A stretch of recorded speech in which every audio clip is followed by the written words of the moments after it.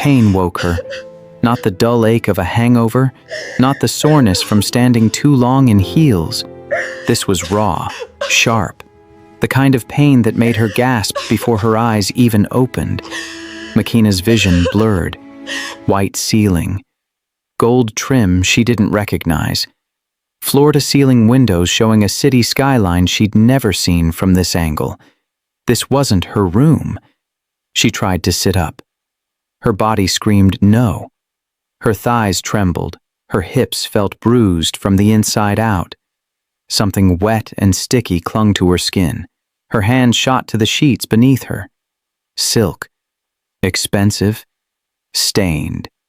Hi viewers, kindly tell us where you're watching from and what time it is. Warm welcome to the family. Enjoy the story. She looked down.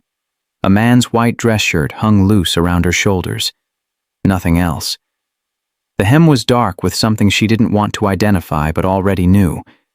Blood. Her blood. Makina's heart slammed against her ribs. She twisted toward the nightstand and froze.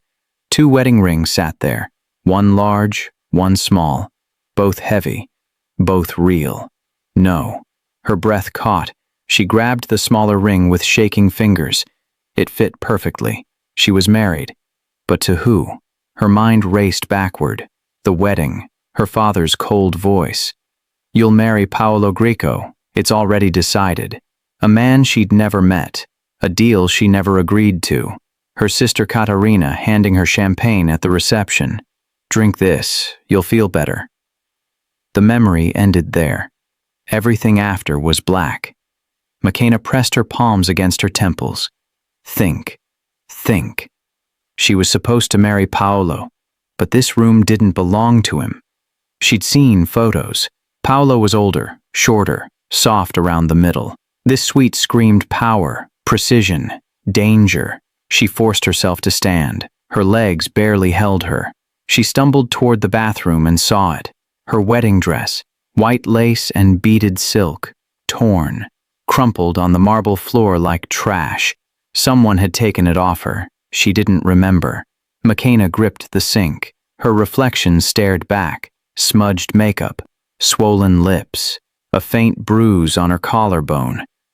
What happened to me? A sound behind her made her spin. The door to the bedroom opened. A man stepped inside. Tall, broad shoulders, dark hair slicked back, cold gray eyes that didn't blink. He looked at her like she was a problem he hadn't expected. Makina pulled the shirt tighter around herself. Who are you? He tilted his head. His voice was low, calm, deadly. Your husband. The words hit her like a slap. That's impossible, she whispered. He stepped closer. She backed into the sink. You entered the wrong room last night, he said. But you signed the papers. You said the vows. And now? He held up his left hand. A gold band gleamed on his ring finger. Now you're mine. Makina's throat closed. I was supposed to marry Paolo Greco. The man's jaw tightened. Something dark flickered across his face. I'm not Paolo. Then who are you? He studied her for a long moment. Then he said the name that made her knees go weak. Alessandro Vital. The youngest mafia boss in New York. The man even her father feared. Makina had heard the stories, the bodies, the power, the empire built on blood and silence, and now she was wearing his ring. This is a mistake, she said. Her voice cracked. Alessandro's expression didn't change. Mistakes don't get undone in my world. They get buried. He turned and walked toward the door. Makina's pulse hammered. Wait, what happens now? He paused, didn't look back. Now you survive. The door closed. Makina stood alone in the bathroom. Her reflection stared back at her. A stranger in a stranger's shirt, married to a man who could make her disappear with one word. She looked down at the ring on her finger and realized something terrifying. She had no idea how she got here, but someone did. Someone had planned this. Makina couldn't stop staring at the dress. It lay crumpled on the cold marble floor like a body. white lace torn at the seams, beads scattered across the tiles like broken teeth. Someone had ripped it off her. She didn't remember. Her hands shook as she picked it up. The fabric was still damp.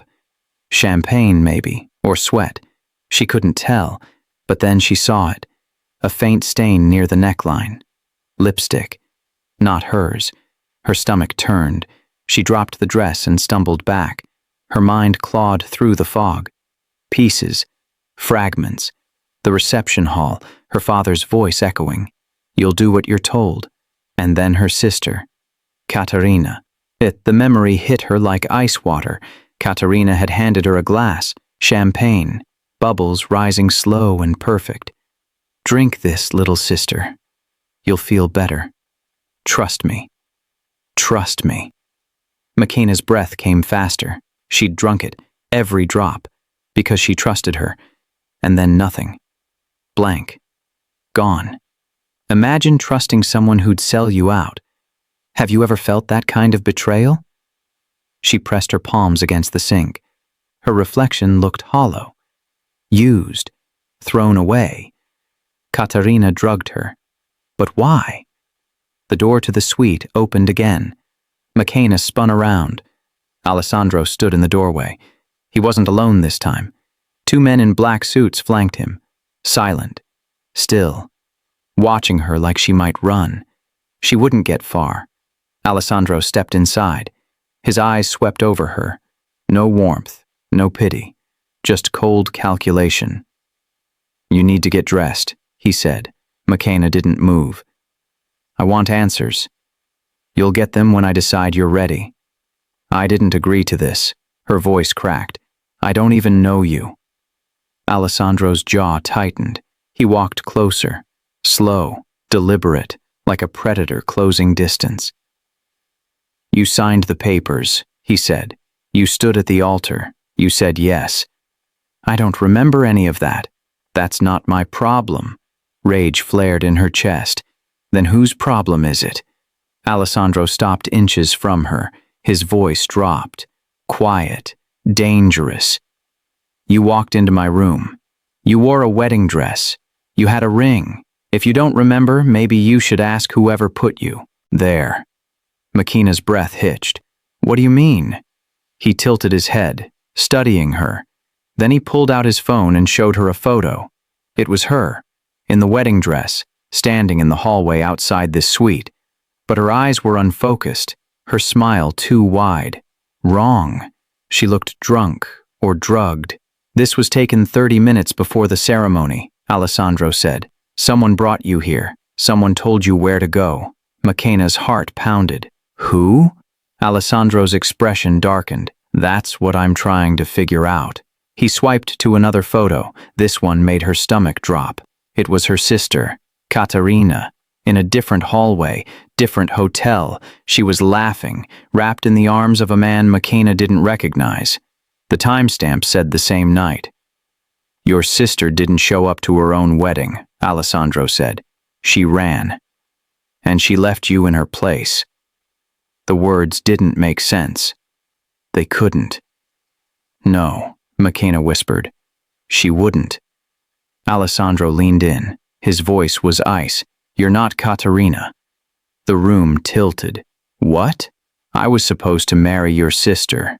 That was the deal. Your father promised her to settle a debt, but she didn't walk down that aisle. He pointed at McKenna. You did. Her knees buckled. She grabbed the edge of the sink to stay upright. That's impossible. I was supposed to marry Paolo Greco. Alessandro's eyes flashed. Paolo never wanted you. He wanted her. But your sister had other plans. McKenna's mind raced. Katerina had been smiling at the reception, laughing. She'd hugged McKenna, told her everything would be okay. And then she'd handed her that glass. She switched us, McKenna said slowly, the horror spreading through her chest like poison. Alessandro nodded. She drugged you, sent you upstairs, and disappeared. But why?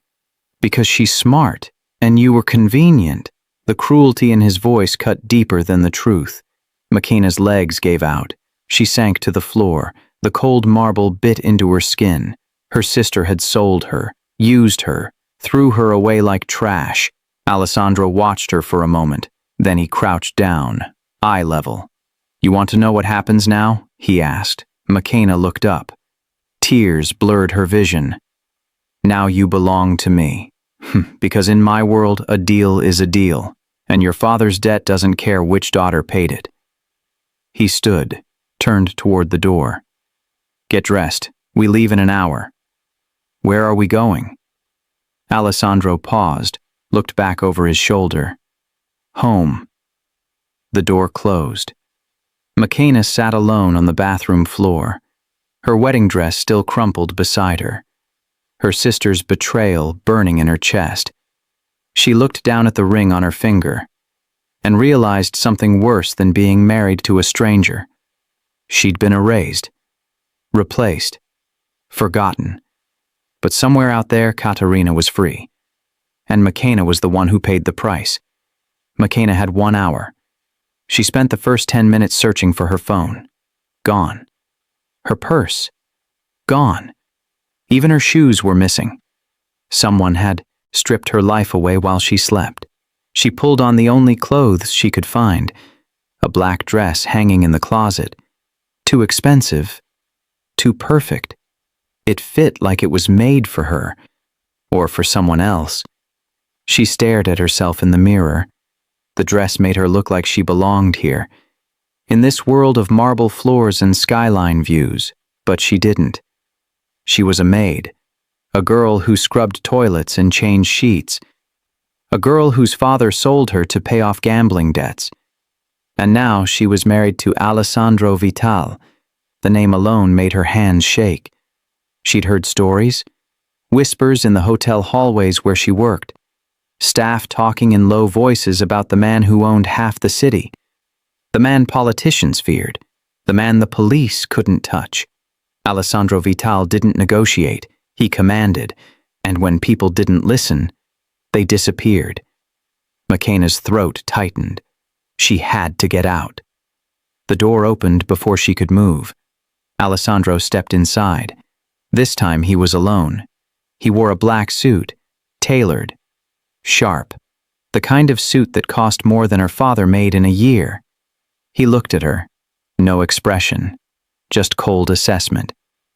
"Good. You're ready." "I'm not going anywhere with you," Makina said. Alessandro's eyes narrowed. "Yes, you are. You can't keep me here. I can do whatever I want." The certainty in his voice made her stomach twist. He moved closer. Slow. Controlled. Like he had all the time in the world. "Let me explain something to you," he said. "Your father owed me $3 million. He couldn't pay. So he offered his daughter instead. A trade. A life for a debt." Makina's chest tightened. "Katerina." "Yes, but Katerina ran. And you took her place." "I didn't know. That doesn't matter." "It should." Alessandro stopped in front of her. His voice dropped. Quiet. Lethal. "In my world, a deal is a deal. Your father signed the contract. You walked down the aisle. You're my wife now, legally, officially, and there's no way out." Makina's pulse hammered. "I'll go to the police." He laughed, short, bitter. "The police work for me. Then I'll run." "Where?" His eyes locked on hers. "You have no money, no phone, no one to help you. Your father won't take you back. Your sister is gone. And if you step outside this building without me, you'll be dead before you reach the street." The words hit like bullets. "You're lying." "Am I?" He pulled out his phone again, showed her a video. It was the hotel lobby. This morning. A woman walked toward the exit. She looked nervous, scared. She never made it outside. 2 men grabbed her, dragged her into a black car, gone. Makina's breath caught. Who was that? Someone who tried to leave. "You killed her?" Alessandro's jaw tightened. "I didn't, but my enemies did, because they saw her walk out of this hotel, and they assumed she was important to me." He leaned closer. His voice was ice. "You're wearing my ring. That makes you a target. If you run, they'll find you. And they'll use you to get to me. So you have two choices. Stay with me and live, or leave and die." McKenna's hands trembled. She wanted to scream, to fight, to run, but she knew he wasn't lying. She'd seen enough at the hotel, heard enough whispered stories. Alessandro Vital's enemies didn't just kill, they destroyed. "Why me?" she whispered. "Why not just let me go?" Alessandro's expression hardened. "Because in my world, weakness gets you killed. If I let you walk away, every enemy I have will see it as a crack, a vulnerability, and they'll come for me. So I'm just a shield? You're my wife. That's all that matters." McKenna's eyes burned. She blinked back tears. "I hate you." "Good. Hate keeps you alive." He turned toward the door, then paused. "There's something else you should know." McKenna's stomach dropped. "What?" Alessandro looked back at her. His eyes were cold, empty. "Your sister didn't just run. She made a deal with my enemies. She gave them information, names, locations, enough to start a war." McKenna's breath stopped. "That's impossible." "Is it?" He tilted his head. "She knew exactly what she was doing. She used you as bait, and now people want you dead because they think you know what she knows." The room spun. "I don't know anything. They don't care." McKenna's legs felt weak. She grabbed the edge of the dresser. "So what now?" Alessandro's voice was quiet. "Final. Now you survive? Because if you don't, I lose everything." He walked out. The door closed. McKenna stood alone in the room. The black dress felt like a cage. The ring on her finger felt like a chain. Wrong woman. Wrong room. Wrong time. But none of that mattered anymore, because her sister had made her a target, and Alessandro Vital was the only thing standing between her and a bullet. She looked at the window. The city stretched out below. Freedom so close she could almost touch it. But freedom was a lie, because the moment she stepped outside, she was already dead. Her only chance was to stay, and somehow find a way to survive the man who now owned her life. 5 days passed like prison time. McKenna spent them locked in the penthouse. No phone, no visitors, no way out. Alessandro came and went like a shadow. Sometimes she'd hear him on the phone in the next room, his voice low, dangerous, always in control. She learned to read his footsteps. Heavy meant a bad meeting. Quick meant someone had crossed him. Silent meant someone was dead. Tonight, his footsteps were heavy. McKenna stood in the hallway and watched him enter. His suit jacket was gone. His white shirt had a dark stain near the collar, not his blood, someone else's. His hands were shaking. She'd never seen that before. Alessandro didn't look at her. He walked straight to the bar and poured whiskey. Drank it in one swallow, poured another. McKenna should have walked away, gone back to her room, stayed invisible like she'd learned to do, but something stopped her. "Are you okay?" The words came out before she could stop them. Alessandro froze, glass halfway to his lips. He turned slowly. His eyes were dark, empty, like he'd seen something he couldn't unsee. "I'm fine." "You're lying." His jaw tightened. "Go to your room." "No." Alessandro's eyes narrowed. "What did you say?" McKenna stepped closer. Her heart pounded, but she didn't stop. "I said no. You can threaten me. Lock me up. Control every part of my life, but you can't lie to me and expect me to believe it." Alessandro stared at her. For a moment, she thought he'd explode, throw the glass, hurt her. But he didn't. He just laughed, bitter, broken. "You don't know anything about me. Then tell me. Why?" "Because I've seen fear in 100 faces, Alessandro. I worked at a hotel. I saw guests panic over lost luggage. Business deals gone wrong, marriages falling apart, but I've never seen it in yours, until now."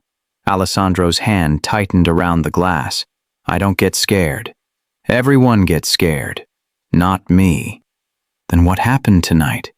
Silence stretched between them, heavy, dangerous.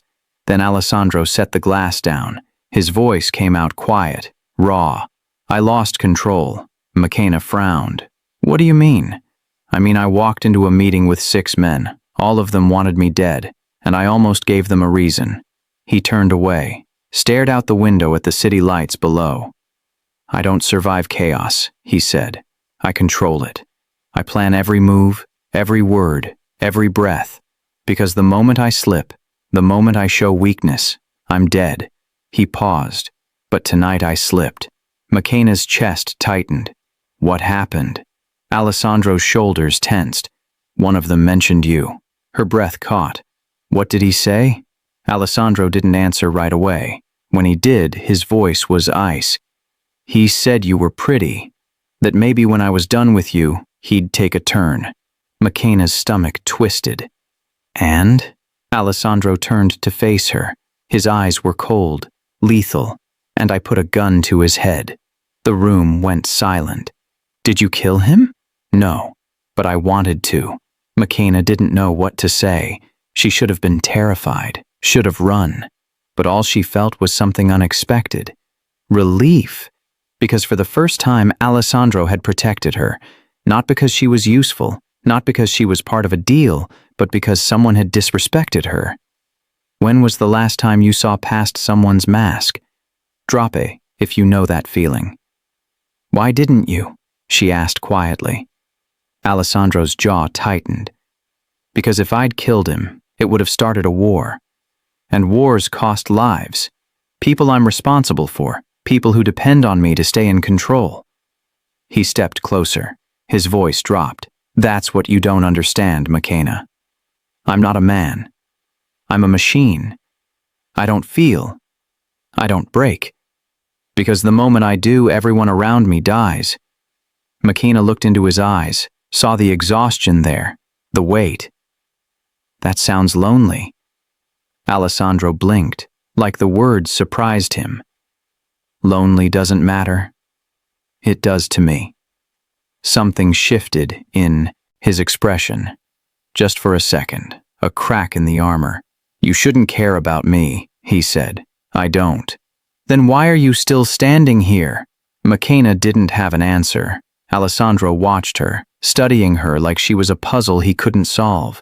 Then he did something that shocked her. He reached out, slowly, carefully, like he was afraid she'd disappear, and he touched her face. His hand was rough, scarred, but gentle. You're different, he said quietly. McKenna's breath caught. Different how? Everyone around me wants something. Money, power, protection. But you, he paused, you just want to survive, and somehow that makes you the most dangerous person I've ever met. McKenna's heart pounded.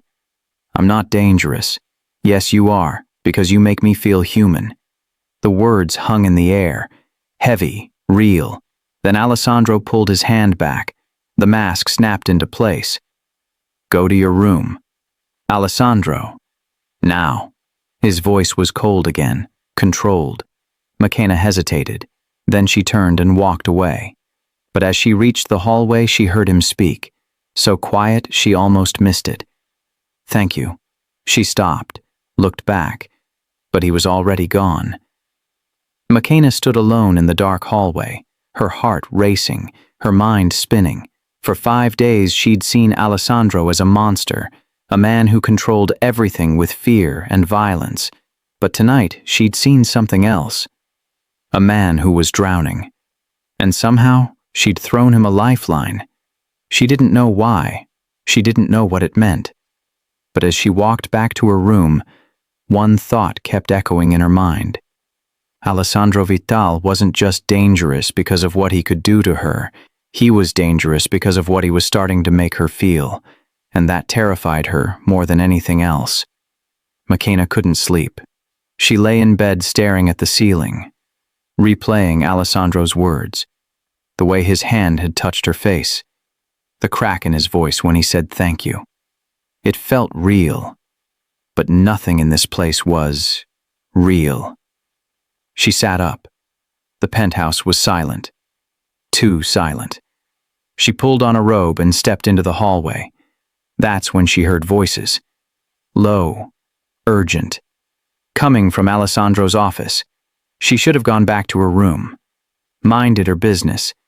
Stayed invisible. But something pulled her forward. She moved quietly. Pressed herself against the wall near the door. It was cracked open just enough to hear. Alessandro's voice came first. Cold. Controlled. How long until this is over? Another voice answered. Older. Gruff. 2 weeks, maybe 3. Once the contract's verified, we're done. McKenna's stomach tightened. Contract? A third voice spoke. Smooth, confident. And what about the girl? Silence. McKenna's breath stopped. What about her? Alessandro asked. She's a liability, the smooth voice said. She knows too much, sees too much. Once this deal closes, she won't be useful anymore. McKenna's heart slammed against her ribs. The older voice agreed. He's right. She's a placeholder, a stand-in. But when the dust settles, keeping her around is a risk. So what are you suggesting? Alessandro's voice was flat. Empty. We erase her. Quietly. No one will ask questions. Her father won't care. Her sister's already gone. She's nobody.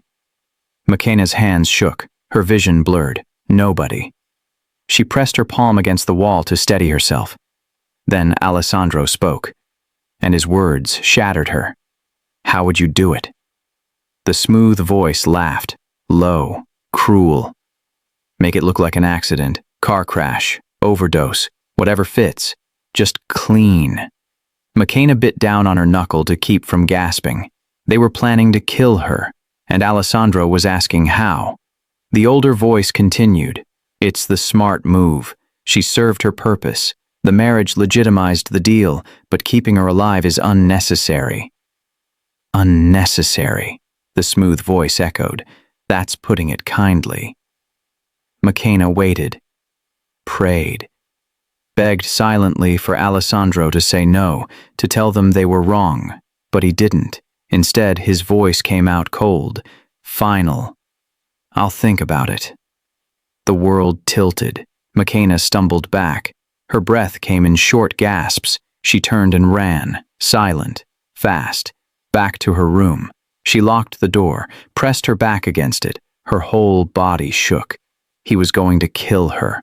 After everything. After the touch, the vulnerability, the thank you. It was all a lie. She sank to the floor. Tears burned her eyes, but she didn't let them fall. She couldn't fall apart. Not now. She had to think. She had 2 weeks, maybe 3, to figure out how to survive. But how do you escape a man who owns everything? A soft knock on the door made her freeze. McKenna, Alessandro's voice, calm, steady. She didn't answer. I know you're awake. Her throat closed. Open the door. No. Silence. Then his voice came through, quieter, almost gentle. Please. McKenna's hands trembled. She stood, unlocked the door, opened it just a crack. Alessandro stood there, still in his suit, no jacket, his tie loose. He looked tired. Can I come in? Why? His eyes searched hers. Because I need to talk to you. About what? Her voice was ice. About how unnecessary I am? Alessandro went still. Her heart pounded. She'd said too much. You were listening, he said quietly. Yes. How much did you hear? Enough. Alessandro's jaw tightened. He stepped closer. She stepped back. It's not what you think. Really? McKenna's voice cracked. Because it sounded like you're planning to erase me. I'm not. Then why didn't you tell them no? Alessandro's eyes darkened. Because if I had, they would have known you matter. McKenna froze. What? Those men work for me, but they also report to people above me. People who would use you against me if they knew. Knew what? Alessandro stepped inside. closed the door behind him. That I can't let you go. The words hung in the air, heavy, dangerous. McKenna's breath caught. Why not? Alessandro looked at her, really looked at her, like he was seeing her for the Delwaite's first time. Because you're the only person in this world who sees me as human. And if I lose that, he paused, I lose everything. McKenna's chest tightened. She wanted to believe him, wanted to trust him, but trust had nearly killed her once already. How do I know you're telling the truth? Alessandro reached into his pocket, pulled out a small black device, set it on the table. That's a tracker. I had it sewn into your clothes 2 days ago. McKenna's stomach dropped. You've been tracking me? Yes, because the moment you leave this building, my enemies will find you, and they'll kill you to hurt me. So I'm bait. No, you're protection. For who? For both of us. McKenna stared at him, trying to read the truth in his eyes. You're lying. I'm not. Then prove it. Alessandro stepped closer. His voice dropped. Quiet. Lethal. Those men downstairs? They think you're disposable, but I told them something after you left. What? His eyes locked on hers. I told them she's not leaving. Because if anyone touches her, I'll burn this city to the ground. McKenna's breath stopped. You said that? Yes. Why? Alessandro's expression hardened. Because I've made a choice. And that choice is you. The words hit her like a punch. She wanted to believe him, wanted to feel safe. But deep down, she knew the truth. In Alessandro's world, choices didn't last. They were just delays before the inevitable. And sooner or later, she'd become unnecessary again. Alessandro turned to leave, paused at the door. Get some sleep. Tomorrow we have a meeting. With who? He looked back, his eyes cold, final. Your father. The door closed. McKenna stood frozen. Her father, the man who sold her, the man who started all of this, and now Alessandro was bringing him here. She didn't know if it was a reunion or an execution. Her father arrived at noon. McKenna heard the elevator doors open, heard voices in the hallway, heard Alessandro's cold tone cutting through the air like a blade. She stood in the living room, waiting, her hands clenched at her sides. The door opened, and there he was. Her father looked smaller than she remembered, thinner. His suit was cheap, wrinkled. His eyes were bloodshot. He'd been drinking. He always drank when he was nervous. His gaze found hers. For a second, something flickered across his face. Guilt, maybe, or regret. Then it was gone. McKenna. She didn't answer. Alessandro stepped in behind him. 2 guards flanked the door, silent, watching. Sit, Alessandro said. Her father obeyed, dropped into the chair like a puppet with cut strings. Alessandro remained standing, arms crossed, his expression unreadable. Tell her, Alessandro said. Her father's hands trembled. Tell her what? The truth. McKenna's chest tightened. What truth? Her father wouldn't look at her. Alessandro's voice cut through the silence, sharp, final. Tell her why you sold her. The words landed like stones. Her father's jaw worked. He stared at the floor. I didn't sell you, he muttered.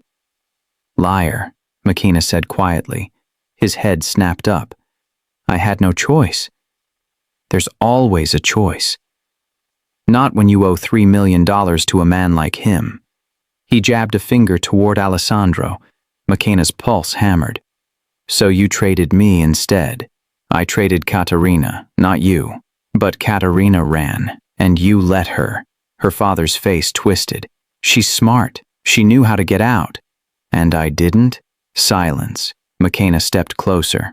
Her voice dropped, cold. You knew she drugged me, didn't you?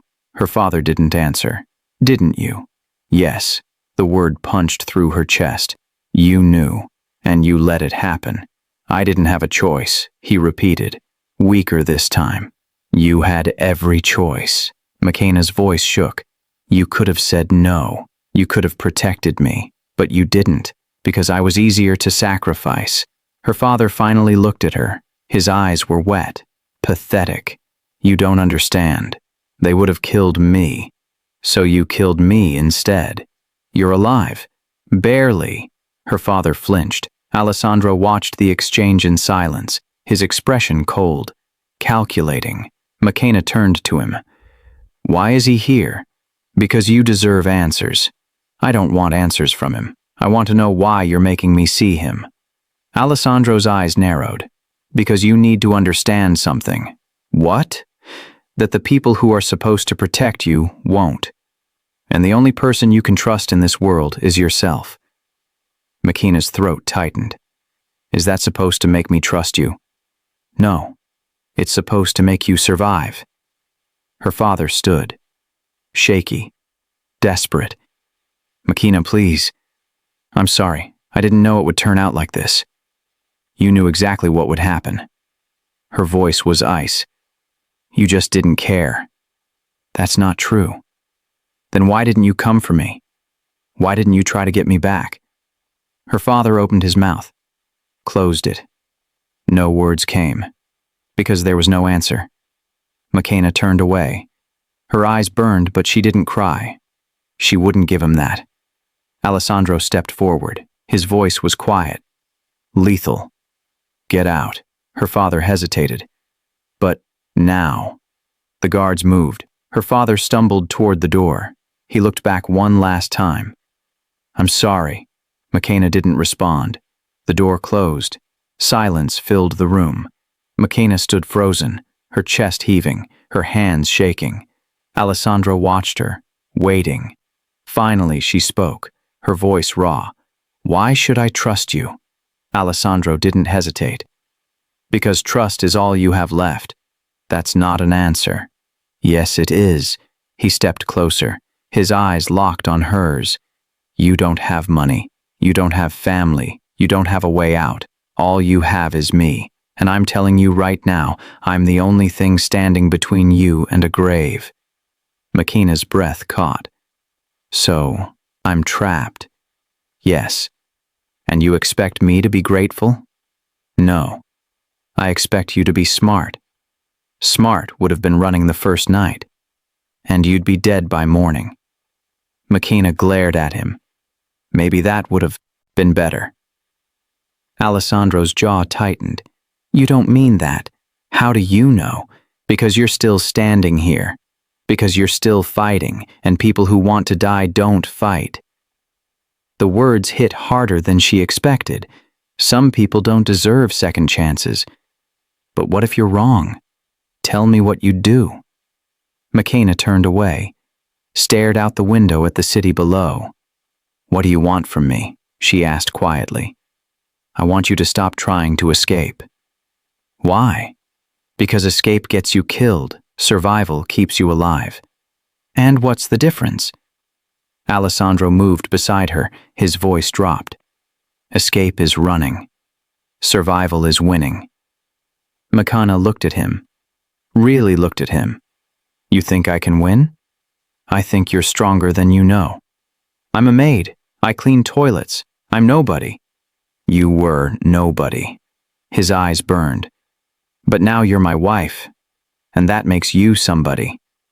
McKenna's chest tightened. I don't want to be somebody in your world. Too bad, you already are.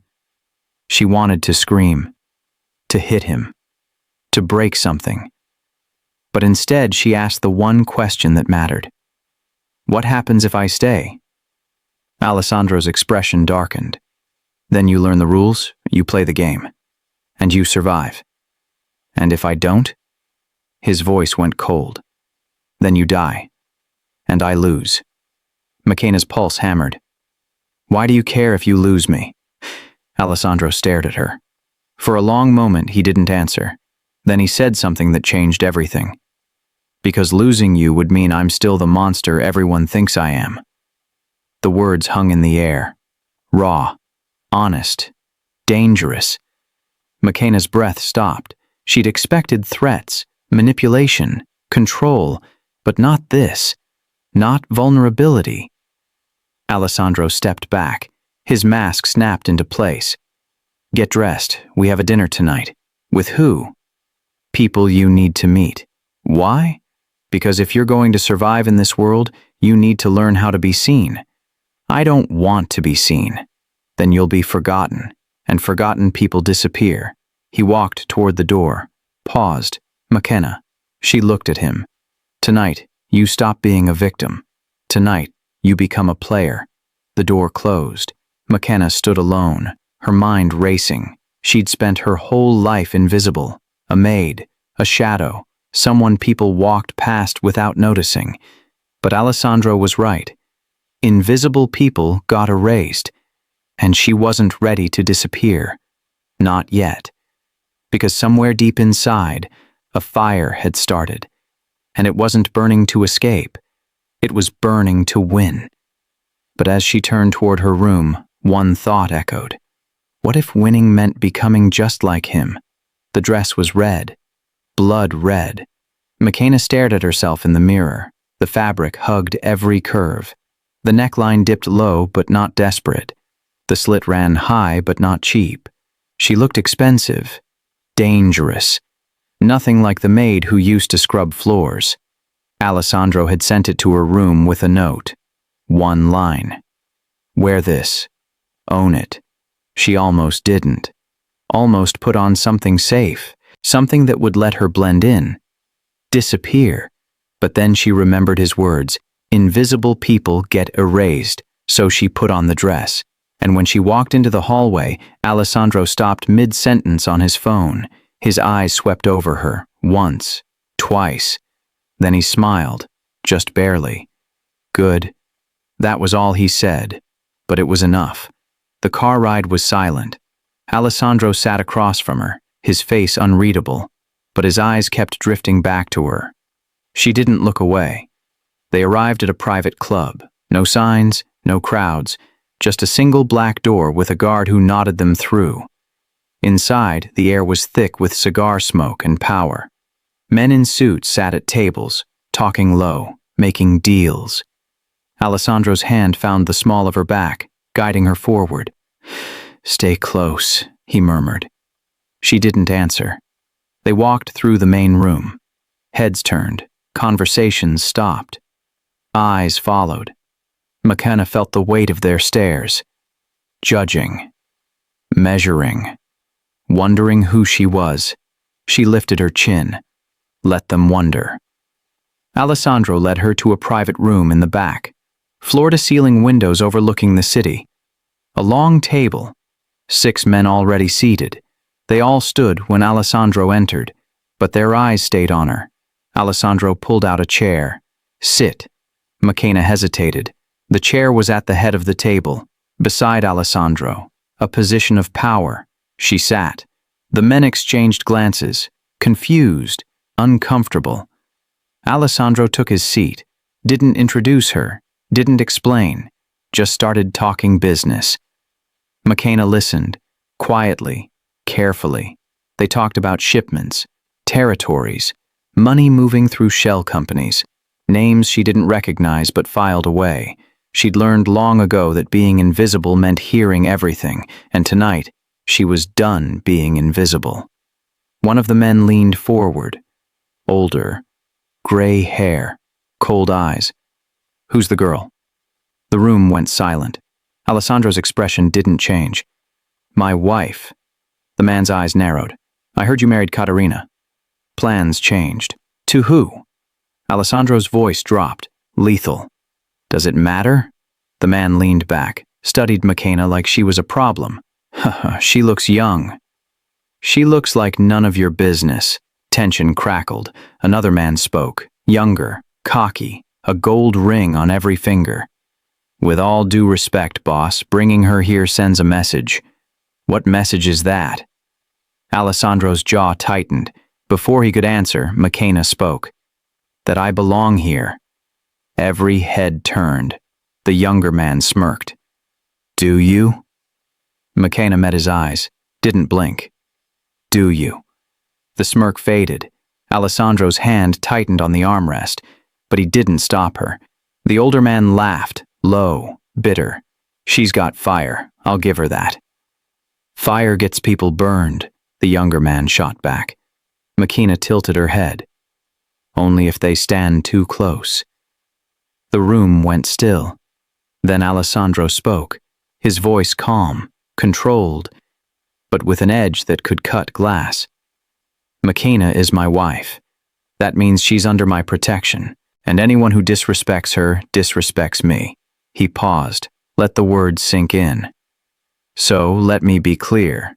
If any of you have a problem with her sitting at this table, you can leave, now. No one moved, no one spoke. Alessandro's eyes swept the room. Good. He turned back to business. But Makina felt the shift. The men weren't looking at her with confusion anymore. They were looking at her with calculation. Because she wasn't just Alessandro's wife. She was a player now. The meeting lasted another hour. Makina didn't speak again, just listened, watched, learned. When it ended, the men filed out, one by one. Some nodded at Alessandro, a few glanced at Makina, but none challenged her.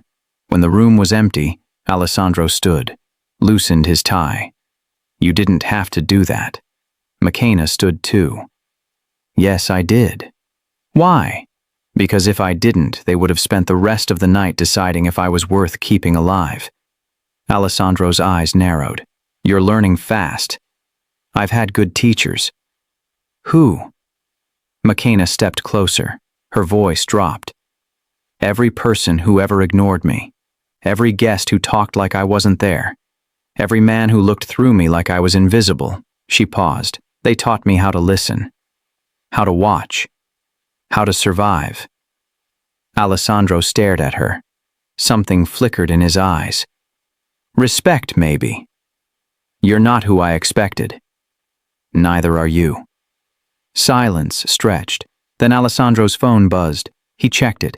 His expression darkened. What is it? Makina asked. He didn't answer right away. Just stared at the screen. Then he looked at her. Your sister. Makina's heart stopped. What about her? Alessandro turned the phone toward her. It was a photo. Caterina. Alive. Smiling. Standing beside a man Makina didn't recognize. But Alessandro did. That's Vincent Marco, he said quietly. My biggest enemy. Makina's breath caught. She's with him? She's been with him. Since the night she ran. The room tilted. Why? Alessandro's voice was ice. Because she didn't just run. She made a deal. She gave him everything. Names, locations, weaknesses. He paused. And now he's coming for me. Makina's stomach twisted. Why are you telling me this? Alessandro's eyes locked on hers. Because you need to decide. Right now. Decide what? If you're with me. Or against me. That's not fair. Fair doesn't exist in this world. Makina's pulse hammered. She's my sister. She's a traitor. She's still blood. Alessandro stepped closer. His voice dropped. Dangerous. Then you need to choose. Blood or survival. Makina's hands shook. She thought about Caterina, the champagne, the lies, the way she'd been used. Her sister had thrown her away, left her to die, and now she was coming back. Not to save her, but to destroy her. Makina looked up at Alessandro. I choose survival. Alessandro's expression didn't change, but something shifted in his eyes. Good. He turned toward the door. Where are we going? Makina asked. Alessandro looked back. His voice was cold. Final. To war. The penthouse became a fortress overnight. Guards at every door, cameras in every corner, men in black suits moving through hallways like shadows. Makina watched from the bedroom window as more arrived. SUVs pulling up. Weapons concealed under jackets. War wasn't coming. It was already here. Alessandro hadn't slept. She could hear him in the next room. Phone calls, sharp orders. The sound of furniture moving, plans being made. She should have been terrified, but all she felt was numb. The door opened. Alessandro stepped inside. His shirt was wrinkled, his eyes were bloodshot, but his voice was steady. "Pack a bag." McKenna turned. "Why?" "We're moving you." "Where?" "Safe house, upstate. You'll have protection, food, everything you need." "For how long?"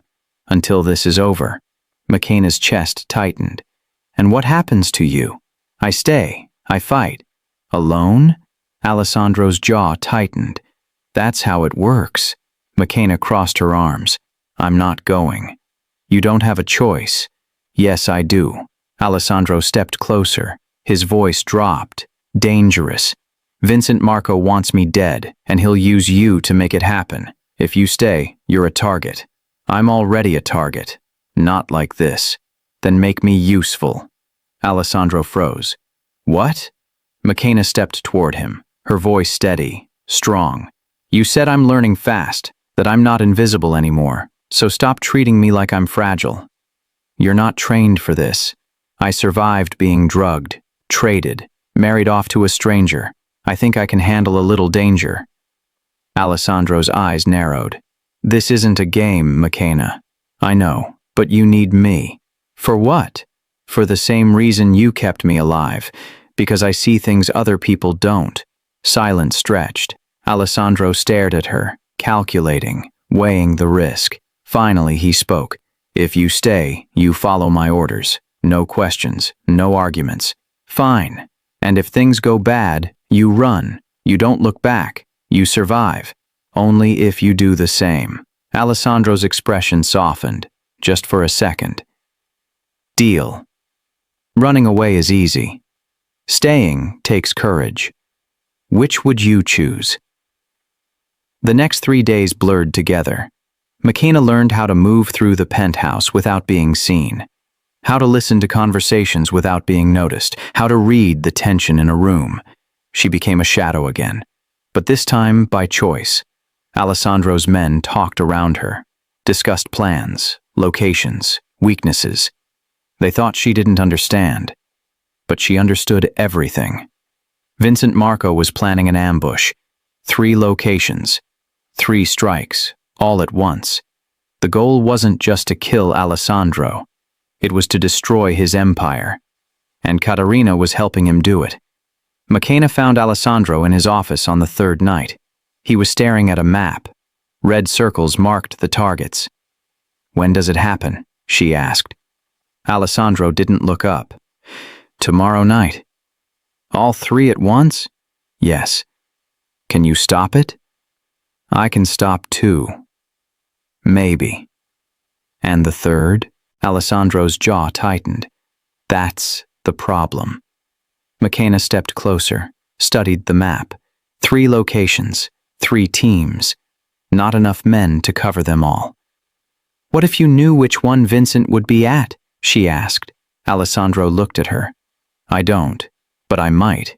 His eyes narrowed. "How?" McKenna pointed to the 3rd location, a warehouse on the docks. Caterina used to work there, before she met Paolo. She told me once it was the safest place in the city. Hidden. Quiet. No cameras. Alessandro leaned forward. "You think she'd suggest it?" "I think she'd trust it." Alessandro's expression hardened. He pulled out his phone, made a call. "Change of plans. We hit the docks." He hung up, looked at McKenna. "If you're wrong, people die. And if I'm right, then you just saved my life." McKenna's pulse hammered, but she didn't back down. "Then I guess we'll find out tomorrow." Alessandro studied her, then nodded. "Get some rest. Tomorrow's going to be long." He turned back to the map. McKenna walked toward the door, paused. "Alessandro." "Yeah? Why didn't you just send me away? Force me to leave?" Alessandro didn't turn around, but his voice came out quiet, honest. "Because you're the only person in this building who chose to stay." The words hit her harder than she expected. She left the room, walked back to her bedroom, sat on the edge of the bed. Her hands were shaking. She could still leave, sneak out, disappear. Alessandro had given her a choice, and she'd chosen to stay. But now that the moment was here, doubt crept in. What if she was wrong? What if Katerina wasn't at the docks? What if Alessandro walked into a trap because of her? Her mind raced. She thought about running, about finding a way out, about leaving this nightmare behind. But then she thought about Alessandro, standing alone against an army, fighting a war he couldn't win. And she realized something. She wasn't staying because she was trapped. She was staying because she cared. The next morning, Alessandro knocked on her door. "It's time." McKenna stood, dressed in black, hair pulled back. "Ready?" Alessandro looked at her, his expression unreadable. "You don't have to come." "Yes, I do." "Why?" McKenna met his eyes. "Because if you die, I die. And I'm not ready to die yet." Alessandro's lips curved, just barely. "Good answer." They walked out together. The hallway was full of men, armed, silent, waiting. Alessandro stopped at the elevator, turned to her. "Stay in the car, no matter what happens. You hear gunfire, you drive. You don't stop. You don't look back." "Alessandro, promise me." McKenna's throat tightened. "I promise." He nodded, started to turn, then stopped and kissed her. It was quick, hard, desperate. When he pulled back, his eyes burned. "Don't die on me." Then he was gone. McKenna stood frozen, her lips still tingling, her heart pounding. The elevator doors closed, and she realized something terrifying. She'd just sent the man she was falling for into a war. And she had no idea if he'd come back alive. The first gunshot shattered the night. McKenna sat in the back of the SUV, alone, engine running, driver's door open. Her guard had stepped out to check the perimeter. He never came back. The second shot followed, then a third, then chaos, shouts, breaking glass, the sound of bodies hitting concrete. McKenna's hands gripped the seat, her heart hammered. Alessandro had said, "Stay in the car," but the car wasn't safe anymore. She looked through the windshield. The warehouse was 50 yards away, darkness everywhere, shadows moving fast, too many shadows. Her breath came quick, shallow. She could drive. Keys were in the ignition. She could leave right now, but Alessandro was in there, and she'd promised to survive. Another gunshot, closer this time. The driver's side window exploded. McKenna screamed, ducked down. Glass rained over her. A man appeared at the door, not one of Alessandro's. His face was covered, gun raised. "Out! Now!" McKenna froze. "I said out." She opened the door, stepped onto the pavement. Her legs shook. The man grabbed her arm, dragged her toward the warehouse. "Move!" McKenna stumbled forward. Her mind raced. She wasn't supposed to be here. She was supposed to be invisible, safe. But invisible didn't exist anymore. They entered through a side door. The warehouse was massive. Rows of shipping containers, metal beams overhead, gunfire echoing from every direction. The man shoved her forward, into the center, and there he was, Vincent Marco, tall, lean, sharp suit, cold smile. Beside him stood Katerina.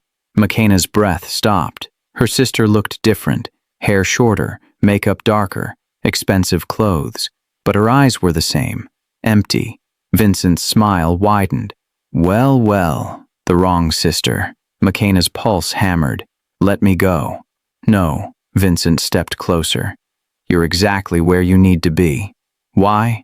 "Because Alessandro cares about you, and that makes you useful." Katerina looked away. McKenna's chest burned. You knew they'd take me." Katerina didn't answer. "Say something," McKenna demanded. Katerina finally met her eyes. Her voice was flat.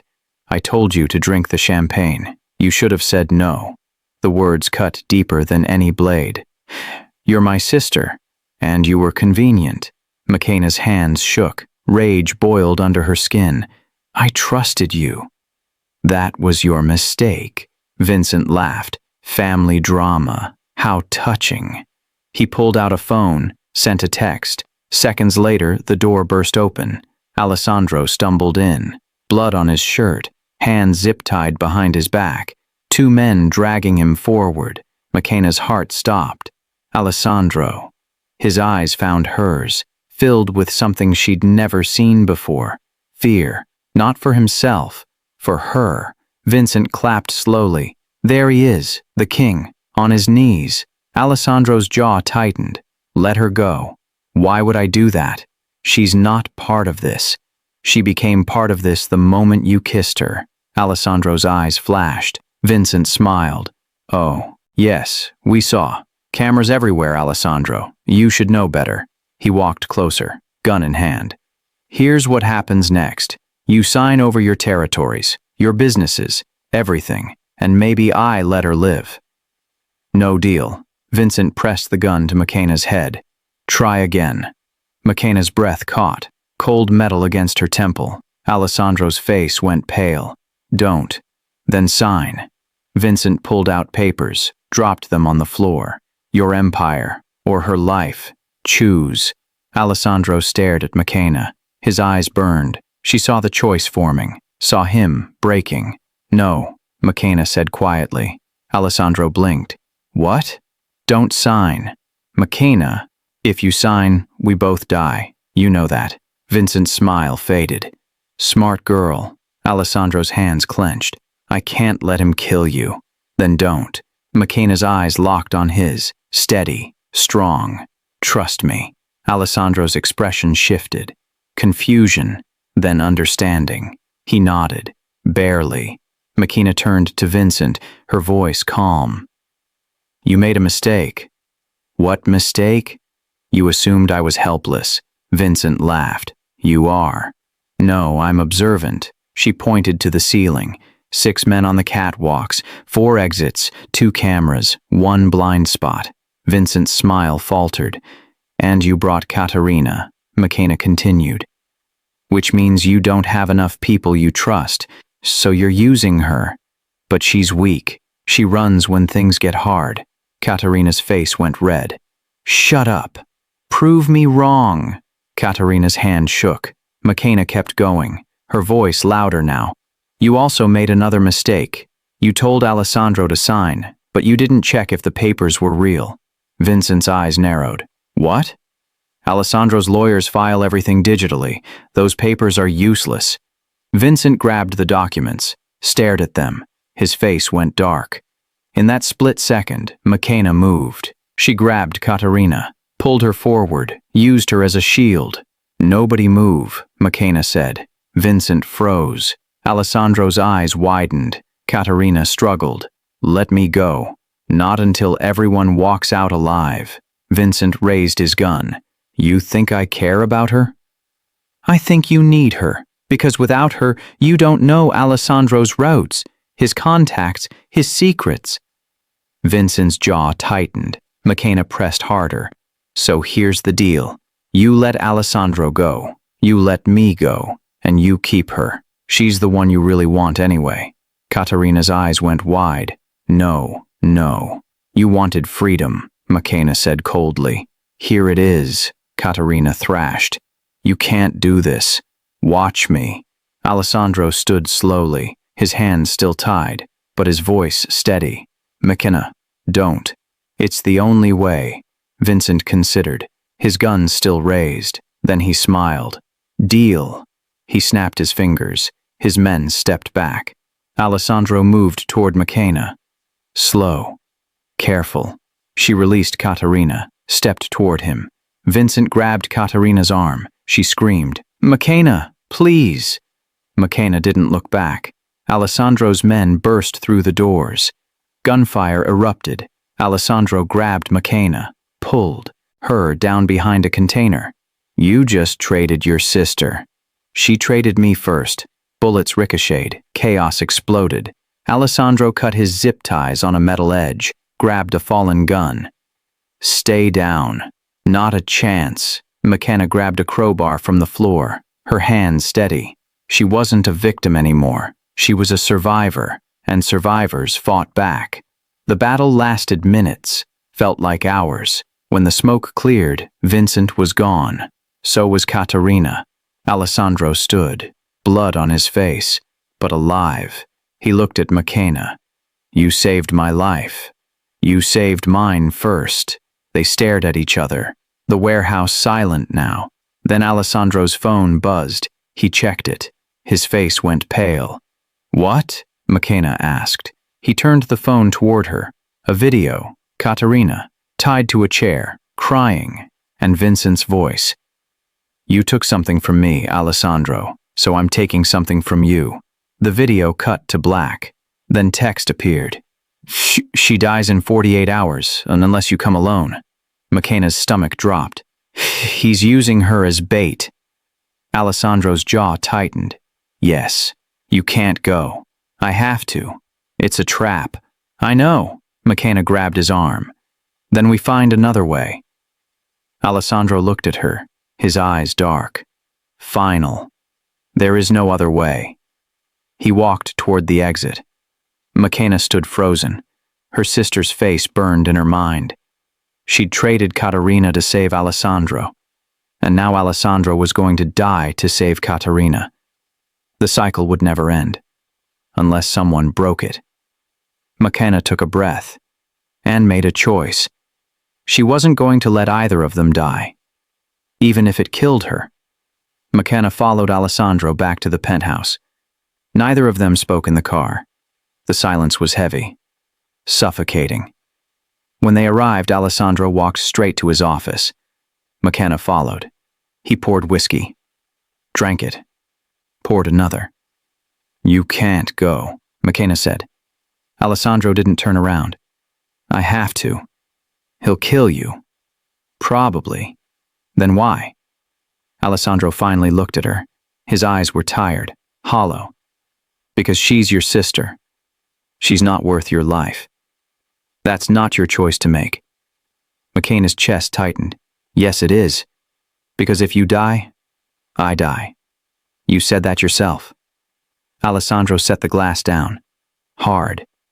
"Then maybe you should have stayed in that car." The word stung. McKenna stepped closer, her voice shaking. "I stayed because I thought you were worth saving. Was I wrong?" Alessandro's jaw clenched. He turned away. "You don't understand." "Then make me understand." Silence stretched. Then Alessandro pulled out his phone, opened a file, handed it to her. "Watch this." McKenna took the phone, pressed play. Security footage, black and white. Time-stamped 2 weeks before the wedding. Katerina sat in a car, talking to someone. The camera angle shifted. Vincent Marco. McKenna's breath caught. The audio was muffled, but she could hear pieces. Katerina's voice, clear, cold. "She'll do it. She trusts me." Vincent leaned closer. "And after? After, she's your problem, not mine." "What if she survives?" Katerina laughed. "She won't." The video ended. McKenna's hands shook. "When was this?" 2 weeks before you walked into my room." McKenna's stomach twisted. She planned it. Yes, she knew I'd be drugged, knew I'd wake up married, knew I'd be trapped. Alessandro nodded. "She didn't just run, McKenna. She set you up." McKenna's vision blurred. Her chest burned. "Why?" Alessandro's voice was quiet, heavy. "Because Vincent wanted inside my operation, and Katerina wanted freedom. So they made a deal. She'd give him intel, and in return, he'd get her out. And I was the distraction. You were collateral." The word hit like a bullet. McKenna sank into the chair, her mind spinning. "She was supposed to marry you, but she didn't want to, so she sent me instead." "Yes. And I was never supposed to wake up." Alessandro's expression darkened. "No." McKenna looked up. Tears burned her eyes, but she didn't let them fall. "What was the plan?" Alessandro hesitated. "Tell me." He exhaled slowly. "Vincent was supposed to move in the next morning. While you were unconscious, he'd kill you. Make it look like I did it. Then use the scandal to destroy my reputation." McKenna's breath stopped. "But I woke up." "Yes, and that changed everything. McKenna stood. Her legs felt weak, but her voice was steady. She wanted me dead. Alessandro didn't answer. He didn't have to. McKenna stared at the screen, her sister's face frozen mid-laugh. Family isn't always blood. Sometimes it's the people who stay. Share if you've learned this the hard way. I should hate her, McKenna whispered. You should. But I don't. I just feel empty. Alessandro stepped closer, his voice soft. That's worse than hate. McKenna looked at him. Why? Because hate means you still care. Empty means she already killed the part of you that loved her. The words cracked something inside her. McKenna's hands clenched. She's not my sister anymore. No, she's not. Then why are you trying to save her? Alessandro's jaw tightened. Because you deserve the chance to choose. Not have it taken from you. I already chose. At the warehouse, I traded her. And you've been regretting it ever since. McKenna opened her mouth to argue, but stopped. Because he was right. She had regretted it. Not because she loved Katerina, but because walking away felt like giving up. I don't know what I feel anymore, she admitted.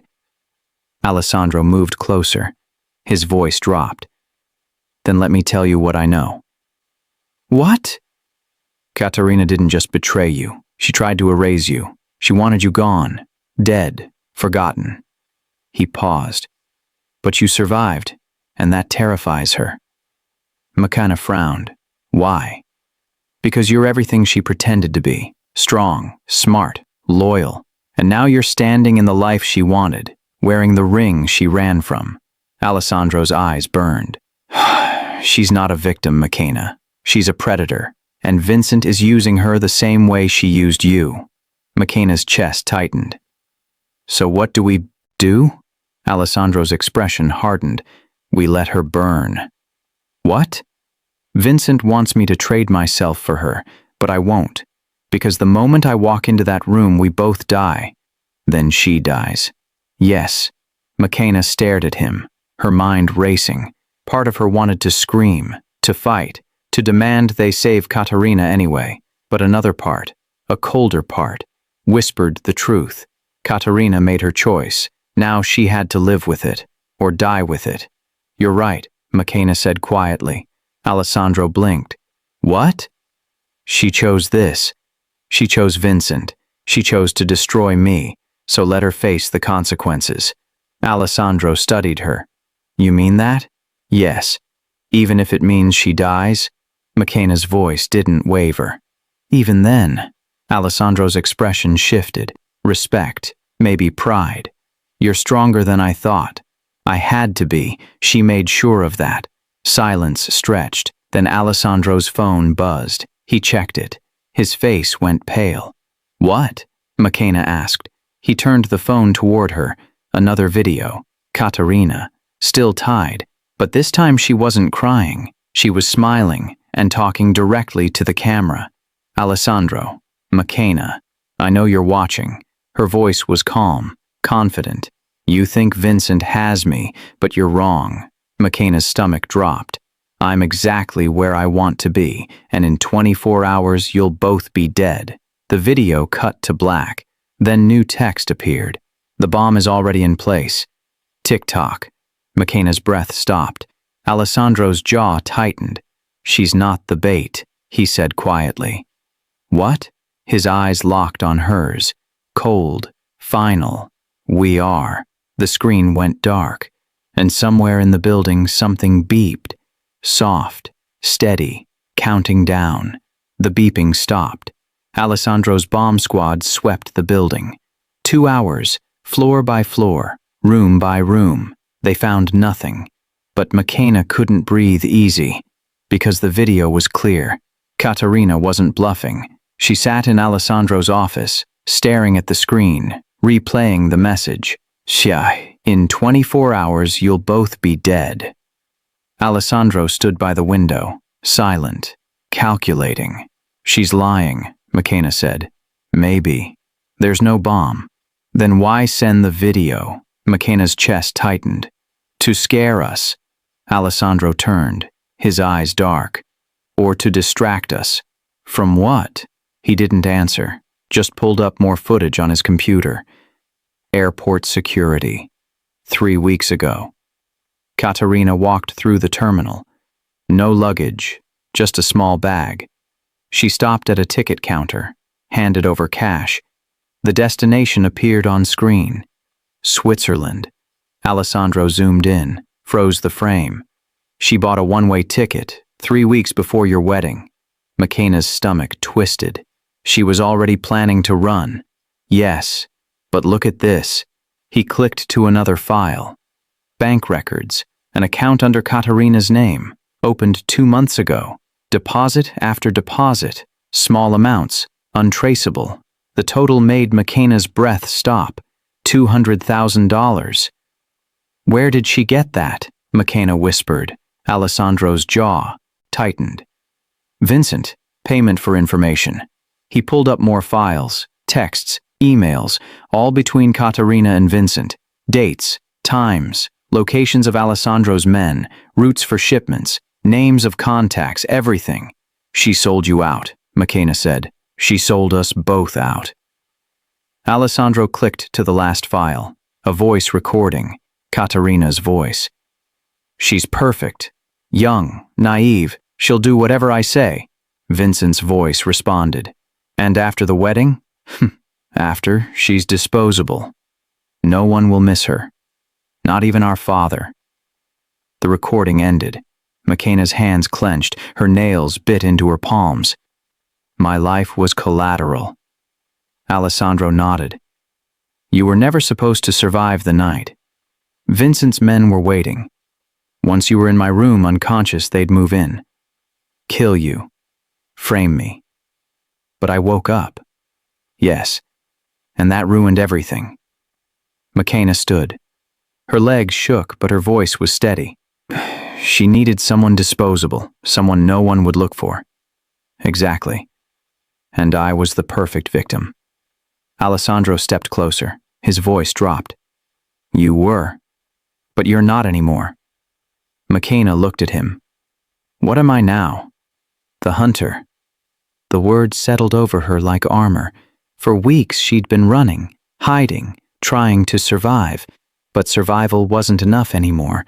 Katerina had taken everything from her, her freedom, her safety, her trust, and now she was trying to take her life. Where is she? McKenna asked. Alessandro pulled up a map. A red dot blinked on the screen. Vincent's safe house, 20 miles outside the city. How do you know? Because Vincent's arrogant. He thinks we're too scared to move. Are we? Alessandro's eyes burned. No. McKenna stared at the map, her mind racing. If we go there, it's a trap. I know. We could die. Probably.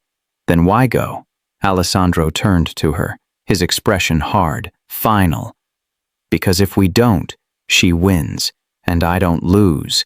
McKenna's pulse hammered. She thought about her sister, the lies, the betrayal, the champagne. She thought about waking up in that room, confused, scared, used, and something inside her snapped, not broke, snapped into place. I'm coming with you. Alessandro shook his head. No. Yes. It's too dangerous. I don't care. McKenna, she did this to me. McKenna's voice shook, not with fear, with rage. She drugged me, traded me, left me to die. So I'm going to look her in the eye and make sure she knows I survived. Alessandro studied her, silent. Then he nodded. Fine, but you follow my lead. No improvising, no risks. Agreed. He handed her a vest. Bulletproof. Heavy. Put this on. McKenna strapped it on. The weight felt right, like armor.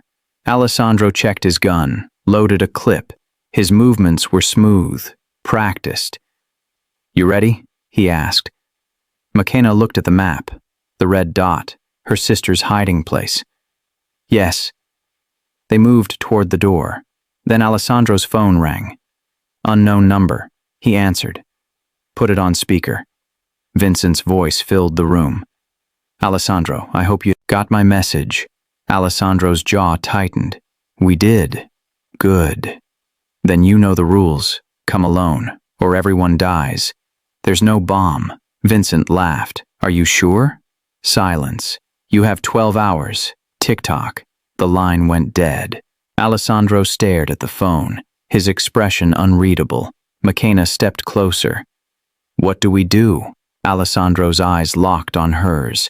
We call his bluff. And if you're wrong, then we die together. McKenna's breath caught, but she didn't back down. Together. They left the penthouse. The city stretched out below, dark, silent, waiting. McKenna sat in the passenger seat. Alessandro drove, fast, focused. Neither spoke, but McKenna's mind was loud. She thought about Katerina, the sister who used to braid her hair, who used to tell her stories, who used to promise they'd always protect each other. That sister was gone. Or maybe she never existed.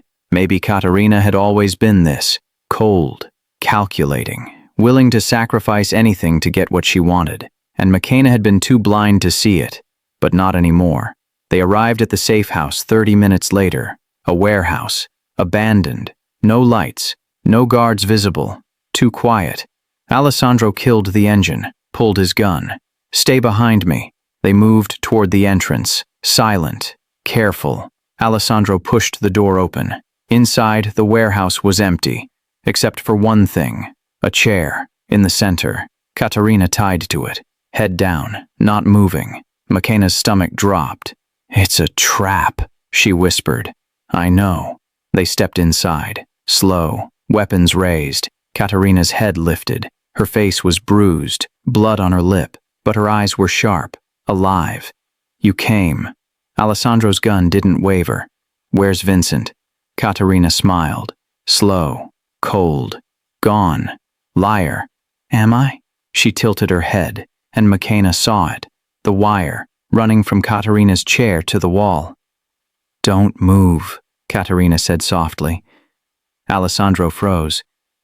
The bomb isn't in the building, Katerina continued. It's under me. And if you take one more step, we all die. McKenna's breath stopped. Katerina's smile widened. Surprise. The bomb squad disarmed it. 2 hours of careful work. Wires cut. Pressure plates disabled. Katerina screaming the entire time. But they got it done. Katerina was taken into custody. Vincent was still missing. And McKenna couldn't stop shaking. Back at the penthouse, Alessandro disappeared into his office. Closed the door, made calls. McKenna stood in the hallway. Alone. Her mind replaying everything. The bomb. The wire. Katerina's smile. We all die. But they hadn't. They'd survived. Again. McKenna walked toward her room. Exhausted. Numb. Then she heard voices. Low. Urgent. Coming from Alessandro's office. The door was cracked open. Just enough. She should have kept walking. Should have given him privacy. But something made her stop. A man's voice. Unfamiliar. Professional. The marriage served its purpose. The contracts validated. Your territories are secure. McKenna's chest tightened. Alessandro's voice responded. Flat. Controlled. Good. Which brings us to the next phase, the man continued. Dissolution. McKenna's breath caught. Once this is over, the lawyer said, we dissolve the marriage quietly. File the papers. No publicity. No scandal. Clean break. Silence. McKenna's pulse hammered. And the girl? The lawyer asked. Another pause. What about her? She won't be necessary anymore. We can arrange relocation, new identity, whatever she needs to disappear. McKenna's stomach dropped. Necessary. The word burned. She's been useful, the lawyer continued, but keeping her around long-term is a liability. She knows too much, sees too much. She's my wife, Alessandro said, on paper. But once the contract's fulfilled, there's no legal reason to maintain the arrangement. McKenna's hands clenched. So, what are you recommending? Alessandro asked. The lawyer's voice was calm, clinical. End it. Quietly. Pay her off if you have to, but close this chapter before it becomes a problem. Silence stretched. McKenna waited. Prayed. Begged silently for Alessandro to say no. But he didn't.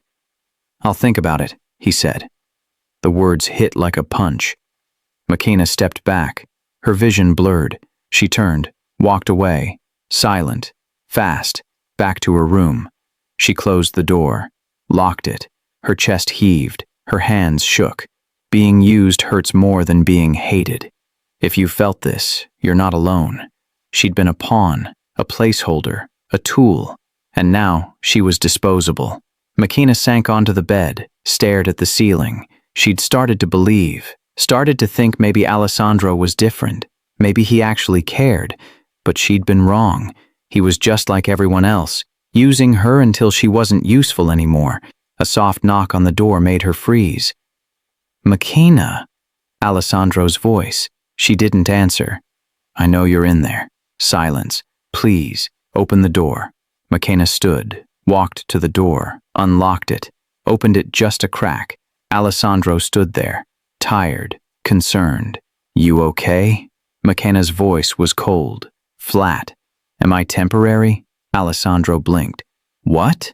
Am I temporary?" she repeated, louder this time. His expression shifted, understanding, then guilt. "You were listening?" "Yes." Alessandro's jaw tightened. "It's not what you think." "Really?" McKenna's voice cracked. "Because it sounded like you're planning to dissolve our marriage. Pay me off. Make me disappear. That's not. Then what is it?" Alessandro stepped closer. She stepped back. "I was talking to my lawyer about options." "Options to get rid of me?" "No. Options to protect you." "By erasing me?" "By giving you a choice." McKenna laughed, bitter, broken. "I've never had a choice. Not since I woke up in your room." Alessandro's expression hardened. "That's not fair." "Fair?" McKenna's eyes burned. "You want to talk about fair? I was drugged, traded, married off to a stranger. I've been shot at, threatened, used as bait. And now I find out I'm just a contract, a placeholder until the deal's done? That's not what you are." "Then what am I?" Alessandro's voice dropped. "You're my wife." "On paper. Your lawyer said it himself." "He's wrong." "Is he?" McKenna stepped closer, her voice shaking. "Because you didn't correct him. You said you'd think about it." Alessandro went still. "I was buying time." "For what?" "To figure out what you want." McKenna's breath caught. "What I want?" "Yes, because I'm not going to trap you here. If you want to leave, I'll help you. New identity. New life. Whatever you need. And if I want to stay?" Silence. Alessandro stared at her, his expression unreadable. "Then you stay. But you don't want me to?" "I didn't say that. You didn't have to." McKenna turned away, her chest tight. "I heard everything, Alessandro. The lawyer said keeping me around is a liability, that I know too much, that I'm a problem." "He's wrong." "Then why didn't you tell him that?" Alessandro's hands clenched, "Because I didn't want him to know." "Know what?" His voice came out quiet, raw. "That you matter." The words hung in the air. McKenna turned, looked at him. "What?" Alessandro stepped closer. His eyes burned. "If they know you matter, they'll use you. They'll hurt you to get to me. So I kept it vague. I kept it cold. Because that's the only way to keep you safe." McKenna's throat tightened. "You're lying." "I'm not." "Then prove it." Alessandro pulled out his phone, opened a file, handed it to her. "Read this." McKenna took the phone, scrolled through the document. It was a contract, legal, official, her name at the top, beneficiary rights, property, accounts, everything. "What is this?" she whispered. "Insurance," Alessandro said. "If something happens to me, everything I own goes to you. Not my men, not my family, you." McKenna's hands shook. "When did you do this?" 3 days after you walked into that room." "Why?" Alessandro's jaw tightened. "Because you deserved protection. Even if you didn't trust me, even if you hated me, you deserved to survive. McKenna stared at him. Tears burned her eyes. I don't understand. Neither do I. Alessandro's voice cracked. But somewhere between the lies and the bullets, you became the one thing I couldn't lose. McKenna's breath stopped. Alessandro. His phone buzzed. He checked it. His face went pale.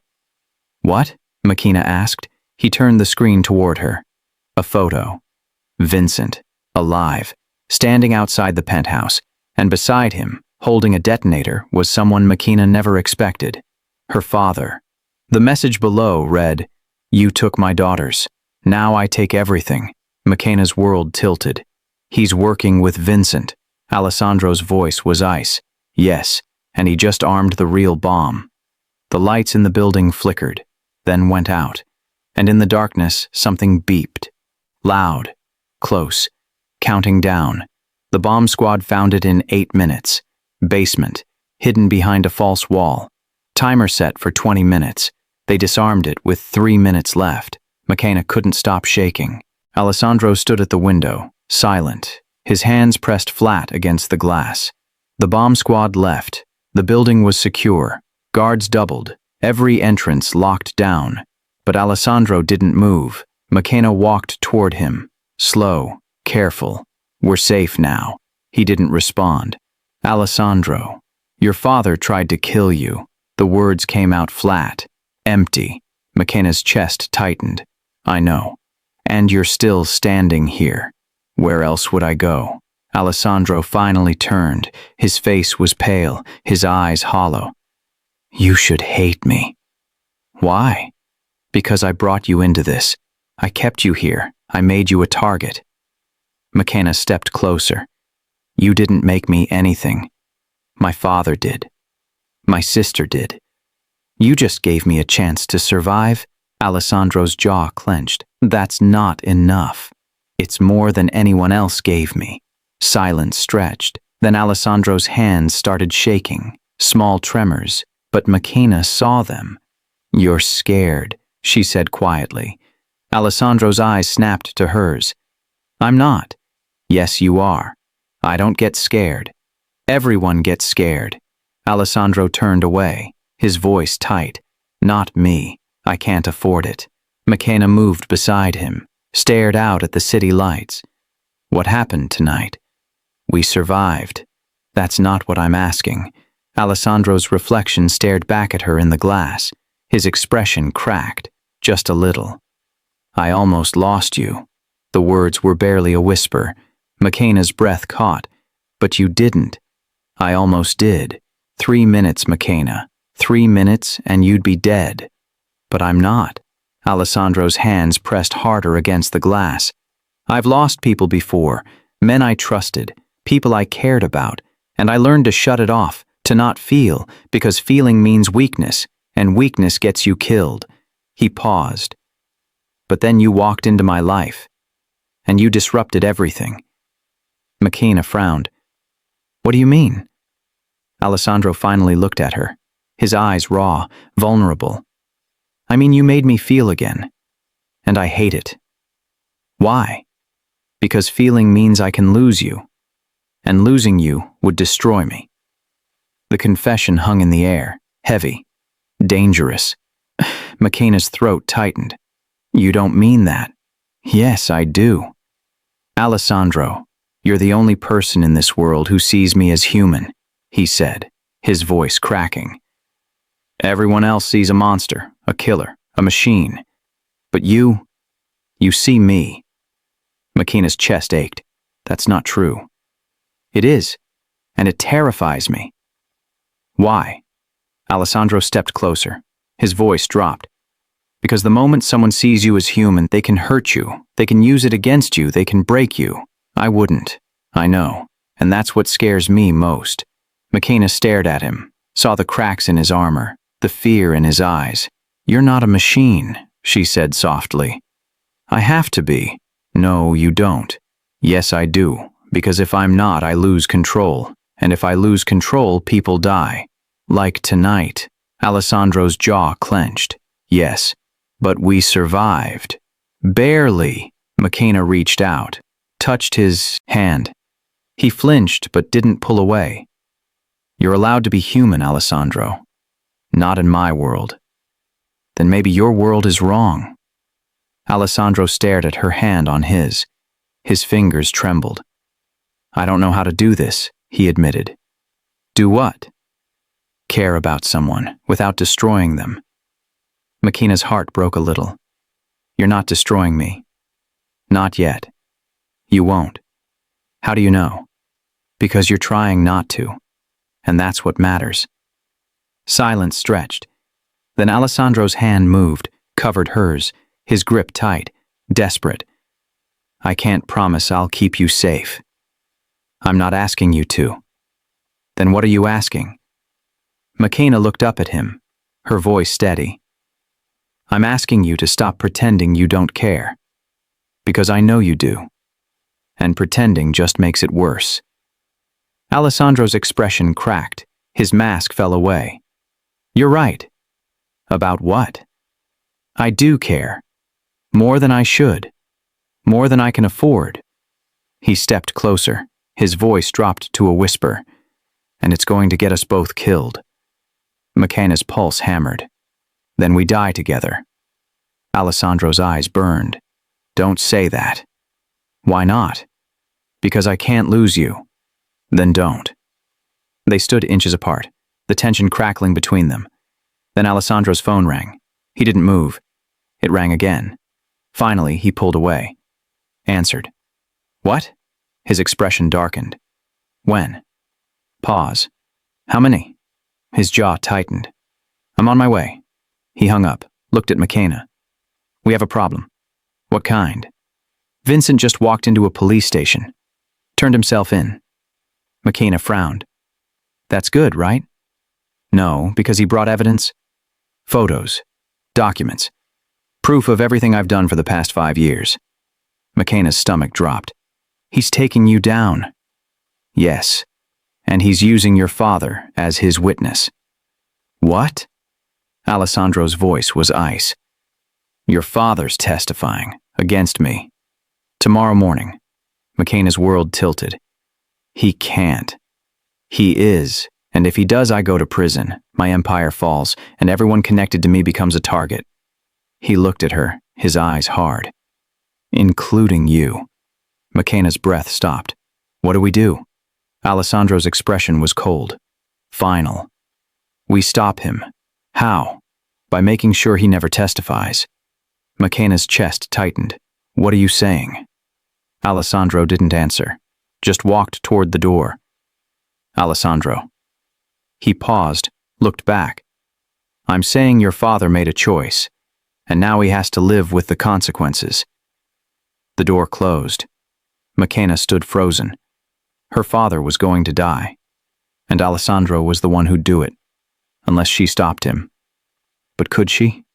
Should she? Her father had tried to kill her, had sold her, had betrayed her.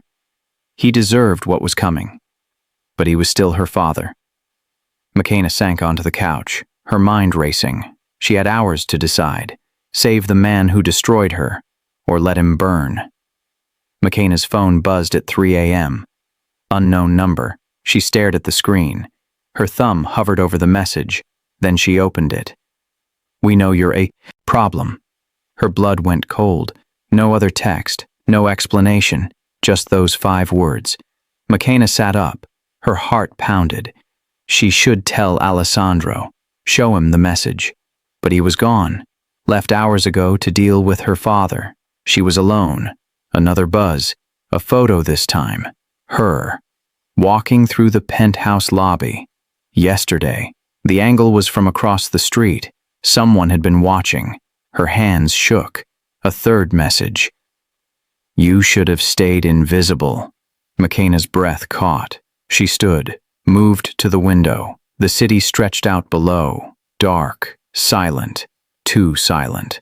She pulled the curtain closed, locked the bedroom door. Her phone rang. Unknown number again. She didn't answer.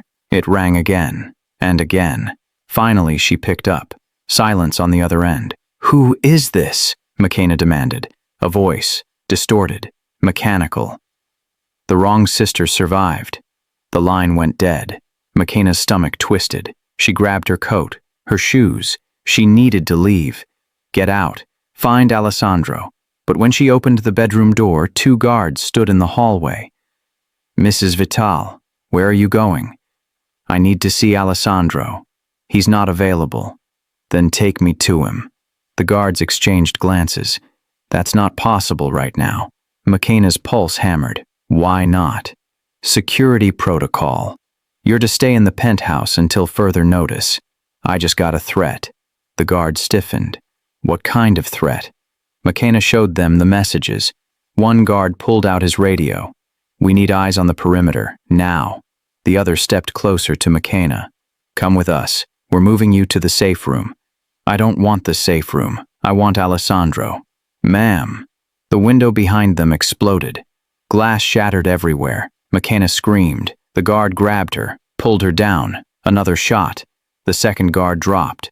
Blood pooled beneath him. Move. Now. The remaining guard dragged McKenna down the hallway. Bullets tore through the walls, plaster and wood splintering. They reached the stairwell, started down. More gunfire. From below this time. The guard stopped, cursed. They're inside. McKenna's breath came fast. What do we do? We go up. They climbed, fast. The guard's radio crackled with voices, shouts, orders, chaos. They reached the roof access. The guard kicked the door open. Cold air hit McKenna's face. The city spread out around them. Lights, noise, life continuing like nothing was wrong. Stay low, the guard said. McKenna crouched behind an air vent. Her whole body shook. The guard scanned the rooftops, his gun raised. Who's shooting at us? McKenna asked. Vincent's men. They're making a move. Why now? Because Alessandro's gone, and you're unprotected. McKenna's stomach dropped. They're not after Alessandro, they're after me. The guard didn't answer, which was answer enough. A helicopter approached, fast, low. The guard's radio crackled. Extraction inbound, ETA 2 minutes. Relief flooded through McKenna. Then she saw it, a red dot on the guard's chest. Get down, she screamed. Too late. The shot rang out. The guard collapsed. McKenna froze, her ears ringing. Another red dot appeared, this time on her. She dove behind the air vent, her heart slamming against her ribs. The helicopter got closer, but it wasn't theirs. It was Vincent's. Sometimes the real danger isn't what you see coming. Drop A if this gave you chills. The door behind her burst open. Alessandro, blood on his shirt, gun in hand, his eyes wild. McKenna. She ran to him. He grabbed her, pulled her close. You okay? No. Another shot. Concrete exploded near their feet. Alessandro shielded her with his body, returned fire. The helicopter circled, a sniper leaning out the side. We need to move, Alessandro said. Where? Down. Fast. They ran back inside, down the stairs. Alessandro's men met them on the 3rd floor. Building's locked down, one reported, but they have men on every exit. Alessandro's jaw tightened. Then we make our own exit. He led them to a supply closet, pushed aside boxes, revealed a hidden panel. Service tunnel, goes to the building next door. They climbed inside, dark, narrow, the walls pressing in. McKenna's breath came shallow, fast. Alessandro's hand found hers, squeezed. Stay with me. They moved through the tunnel, emerged in an underground parking garage. Alessandro's car waited, engine running. They got in. Alessandro drove, fast, reckless. McKenna looked back, no one following, yet. They knew where I was, she said. Alessandro's jaw clenched. I know. They sent me messages, photos. They've been watching me. For how long? I don't know. Alessandro's hands tightened on the wheel. They're not trying to hurt me anymore, McKenna said quietly. They're trying to kill me. Alessandro didn't deny it. Why? She asked. Because you're not just my wife anymore. You're a threat. To who? To everyone. You know too much. You've seen too much, and you survived when you weren't supposed to. McKenna's chest tightened. The sniper wasn't aiming at you, she realized. He was aiming at me. Alessandro's expression darkened. Yes, but you stepped in front of me. Yes, you could have died. Alessandro finally looked at her, his eyes burned. Better me than you. McKenna's throat closed. They drove in silence, through empty streets, away from the city. Finally, Alessandro pulled into an abandoned building. Killed the engine. Where are we? McKenna asked. Safe house, one of many. No one knows about this one. They got out, walked inside. The building was old, empty, but secure. Alessandro locked the door, checked the windows. Then he turned to her. I need you to tell me everything, every message, every photo, every detail. McKenna showed him her phone. Alessandro's face went pale. What? She asked. He zoomed in on the photo, the one of her in the lobby. This angle, he said quietly. It's from my building, across the street. McKenna frowned. So that building is owned by someone I trust. Who? Alessandro's expression went dark. My head of security. McKenna's stomach dropped. You think he's the leak? I think he's the one who's been feeding Vincent information since day one. But why? Alessandro's jaw clenched. Because I trusted him. And trust is the easiest thing to weaponize. He pulled out his phone, made a call. It's me. I need eyes on Marcus. Now. Pause. I don't care where he is. Find him. He hung up, looked at McKenna. If I'm right, this changes everything. How? Because Marcus knows every safe house, every route, every weakness. McKenna's pulse hammered. So, we're not safe here. No. We're not safe anywhere. The lights went out. Alessandro's gun was up instantly. McKenna pressed against the wall, her heart racing. A voice came from the darkness. Hello, Alessandro. Marcus stepped into view, gun raised, smiling. I've been waiting for you. Marcus's gun never wavered. Put it down, Alessandro. Alessandro didn't move. How long? How long what? How long have you been working for Vincent? Marcus smiled. Since the beginning. The words hit like a hammer. Alessandro's face went pale. That's impossible. Is it? Think about it. Every ambush, every leak, every time Vincent knew exactly where you'd be. Marcus stepped closer. That was me. Alessandro's jaw clenched. I trusted you. And that was your mistake. Why? Because Vincent pays better, and unlike you, he doesn't pretend to care about loyalty. Alessandro's finger tightened on the trigger. I should kill you right now. You could, but then you'd never know the rest. The rest of what? Marcus's smile widened. Who else is working with me? Silence.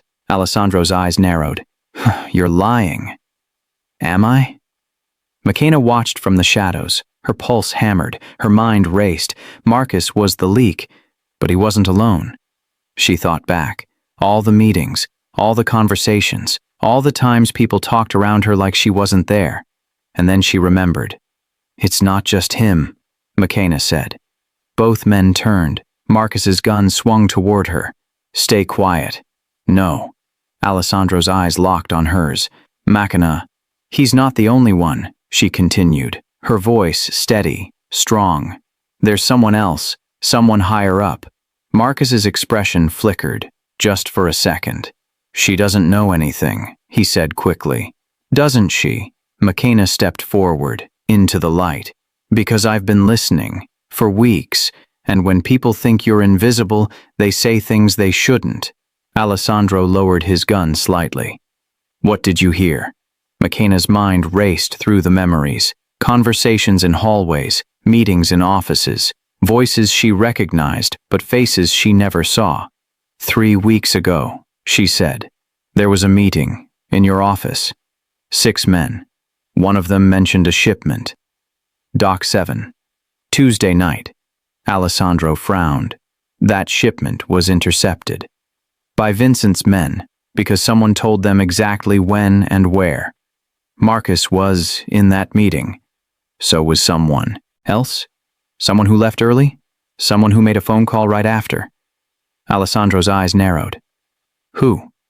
McKenna closed her eyes, replayed the scene, the door opening, footsteps, a voice. Your lawyer. The room went silent. Alessandro's face went pale. David? Yes. He left the meeting, walked into the hallway, made a call. I was bringing coffee. He didn't see me, but I heard him. What did he say? McKenna's voice was ice. He said, the shipment's confirmed. Dock 7. Tuesday, 10 p.m. Then he hung up. Alessandro's jaw clenched. You're sure? Positive. Because I remembered thinking it was strange. He sounded nervous, like he was scared of whoever he was talking to. Marcus's gun wavered. She's lying. No, Alessandro said quietly. She's not. He turned to Marcus, his eyes cold. David's been your inside man all along. Marcus's expression cracked. That's why you wanted me to sign those dissolution papers, McKenna continued. Because David told you to. Because ending my marriage would make Alessandro vulnerable. Alessandro's eyes widened. The contract. What about it? David wrote it. He had access to everything. My accounts, my properties, my businesses. McKenna nodded. And he's been feeding it all to Vincent. Alessandro's hands shook. Not with fear, with rage. How do you remember all of this? Marcus demanded. McKenna looked at him, her voice calm. Because when people ignore you, you learn everything. You become invisible. And invisible people see things no one else does. She stepped closer.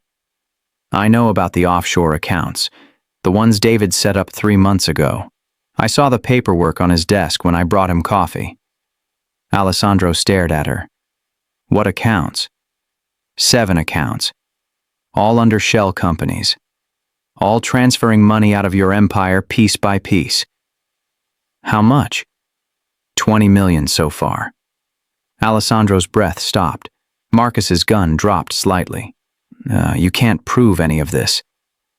Can't I? McKenna pulled out her phone. I took photos. Every time I cleaned David's office. Every document left on his desk. Every file left open on his computer. She handed the phone to Alessandro. He scrolled through, his face going darker with each image. Bank statements, transfer records, emails between David and Vincent. Everything. When did you do this? Alessandro asked. Every day, for 3 weeks, because I knew something was wrong. I just didn't know what. Alessandro looked at her. Something shifted in his eyes. Respect, maybe more. You've been gathering evidence this whole time. Yes, because you said I was smart, and smart people collect insurance. Marcus's gun raised again. None of that matters if you're both dead. True, McKenna said, but it's already too late. What? I sent copies to 3 people.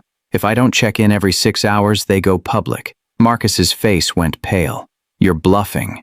Try me. Silence. Then Marcus lunged. Alessandro fired. Marcus dropped. Blood pooled beneath him. McKenna stood, frozen, her ears ringing. Alessandro moved to Marcus, checked his pulse. Dead. McKenna's hands shook. I've never seen someone die before. I'm sorry you had to. I'm not. Alessandro looked at her, surprised. He would have killed us, McKenna said quietly. So I'm not sorry he's dead. I'm just sorry it had to happen. Alessandro stood, walked to her. You saved my life tonight. You've saved mine plenty of times. This is different. You used your mind. Not a gun, not violence, just information. He paused. That makes you more dangerous than anyone I've ever met. McKenna's pulse steadied. Good. Because we're not done. What do you mean? I mean David's still out there, and he knows we're coming. Alessandro pulled out his phone, made a call. Find David. Now. Pause. I don't care where he is. Bring him to me. He hung up, looked at McKenna. This ends tonight." They left the building, got back in the car. As they drove, McKenna stared out the window. Her reflection stared back. She wasn't the scared girl who woke up in a stranger's room anymore. She was something else now. Someone who saw everything, remembered everything, used everything. She was a weapon, and she was just getting started. Alessandro's phone rang. He answered. His face went dark. "What?" Pause. "When?" His jaw clenched. "I'm on my way." He hung up, floored the accelerator. "What happened?" McKenna asked. Alessandro's voice was ice. "David didn't run. He went to the police. With your father." McKenna's stomach dropped. "What?" "They're filing charges. Against me. Against you. Conspiracy. Murder. Everything." "Can they do that?" "They already did. There's a warrant out for both of us." McKenna's world tilted. "We're fugitives." Alessandro's eyes burned. "Yes, and we have 1 hour before every cop in the city is looking for us." The car raced through the night, and somewhere behind them, sirens began to wail. They found David at his office, still working, like nothing had changed, like he hadn't just destroyed everything. Alessandro's men surrounded the building, silent, efficient, no sirens, no lights, just shadows closing in. McKenna stood outside David's door, her heart steady, her hands calm. Alessandro stood beside her. "You don't have to do this." "Yes, I do." "He'll try to talk his way out." "Let him try." Alessandro nodded, kicked the door open. David looked up from his desk. His face went pale. "Alessandro, I can explain." "No." Alessandro's voice was ice. "You can't."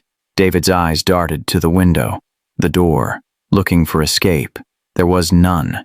Alessandro's men filed in, blocked every exit. David's hands trembled. "This is a mistake." "The only mistake," Alessandro said, "was trusting you." David stood, tried to smile, tried to look confident.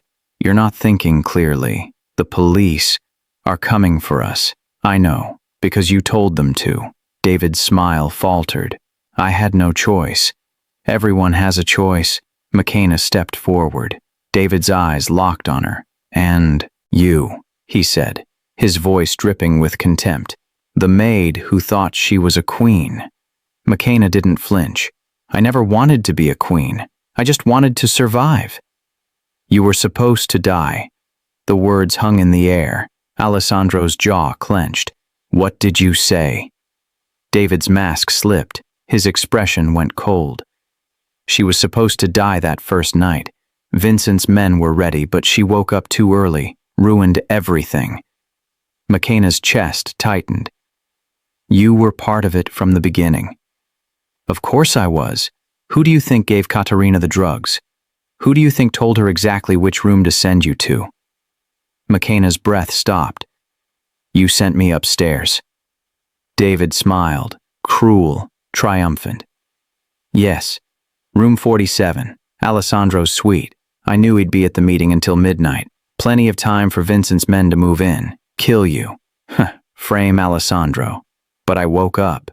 You weren't supposed to." McKenna stepped closer, her voice steady. "And now?" David's smile faded. "Now what?" "Now I'm standing here, alive, and you're about to lose everything." David laughed, bitter, desperate.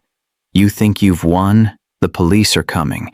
Alessandro's empire is falling, and you're just collateral damage." "No," McKenna said quietly. "I'm the witness." David froze. "The one who's been watching, listening, remembering, every meeting, every phone call, every lie." She pulled out her phone, played a recording, David's voice, clear, damning. "The shipment's confirmed. Dock 7, Tuesday, 10 p.m. Then another. "Transfer the funds tonight. Offshore. Vincent's waiting." And another. "Once she's dead, Alessandro falls apart. Then we move in." David's face went white. "Where did you get those?" "From you. Every time you thought I was invisible. Every time you walked past me like I didn't exist. McKenna's voice was ice. You forgot that invisible people hear everything. David's hands clenched. Those recordings are illegal. So is conspiracy to commit murder. Alessandro stepped forward, his voice quiet. Lethal. You betrayed me. You tried to kill my wife. You sold out my people. I did what I had to do to survive. No. You did what you were paid to do. There's a difference. Alessandro's men moved closer. David backed against the desk. You can't kill me. Not here. The police aren't coming, Alessandro said. David frowned. What? Because the warrant was fake, planted by you and Vincent, but my contacts at the station confirmed it never went through. David's face went pale. Which means, Alessandro continued, you and Vincent made your move too early, got sloppy, and now you're caught. Sirens wailed outside, but not for Alessandro. For David. Alessandro's inside man at the police had already delivered the evidence. The recordings, the bank statements, everything. David's legs gave out. He sank into his chair. This isn't over. Yes, McKenna said quietly. It is. Police burst through the door. Alessandro's men stepped aside. David Chen, you're under arrest for conspiracy, fraud, and attempted murder. They cuffed him, read him his rights. David looked at McKenna, his eyes filled with hate. You're nobody. You'll always be nobody. McKenna met his gaze, her voice calm, strong, maybe. But I'm the nobody who survived. And you're the somebody who's going to prison. The police dragged him out.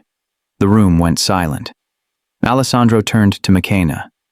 You did it. We did it. No, this was you. Your evidence, your recordings, your plan. McKenna's chest tightened. I just paid attention. That's more than most people do.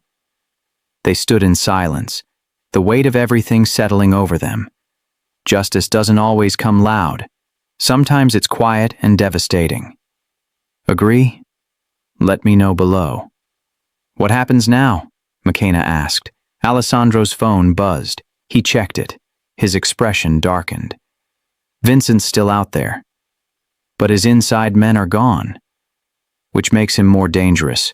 Cornered animals fight hardest. McKenna's stomach twisted. So this isn't over. No, it's just beginning. Alessandro walked to the window, stared out at the city. Vincent's lost his advantage, but he still has your father. And Katerina. She's in custody. For now. But Vincent has connections, money, resources. He'll get her out. Use her again. McKenna's jaw clenched. Then we stop him first. Alessandro turned. How? By giving him what he wants.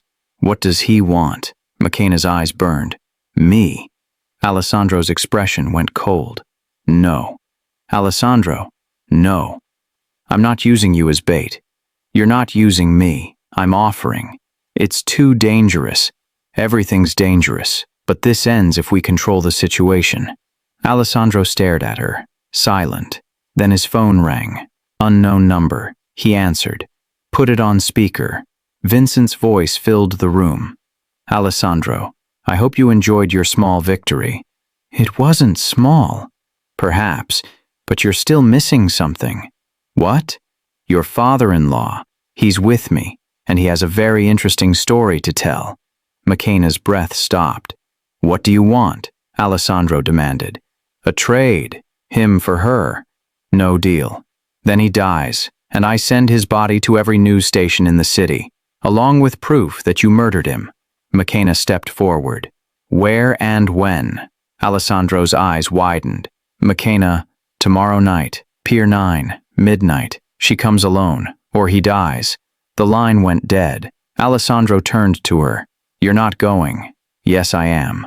It's a trap. I know, but it's also our only chance to end this. You could die.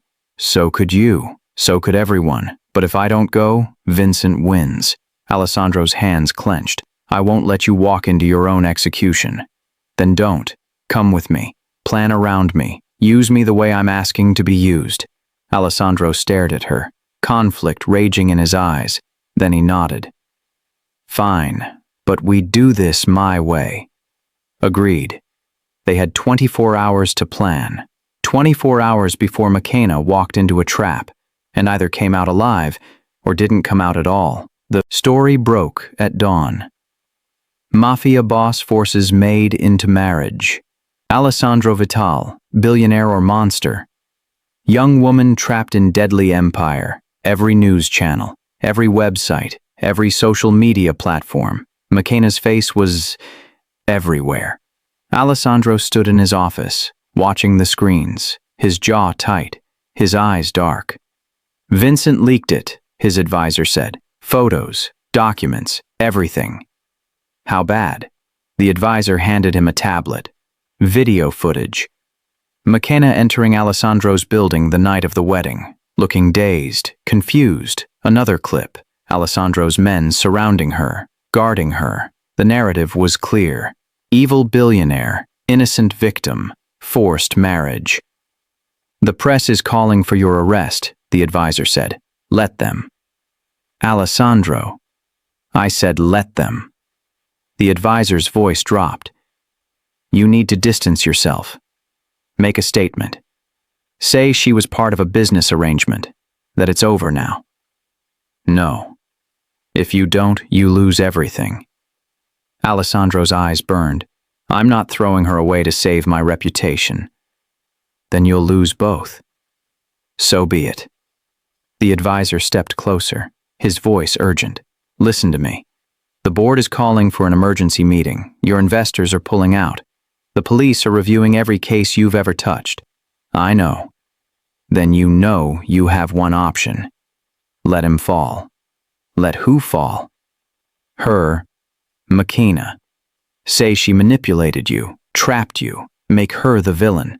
Alessandro's hand shot out, grabbed the advisor by the throat. "Say that again." The advisor's face went red. "I'm trying to help you. By destroying her? By saving you." Alessandro released him. The advisor stumbled back, gasping. "Get out." "Alessandro." "I said get out."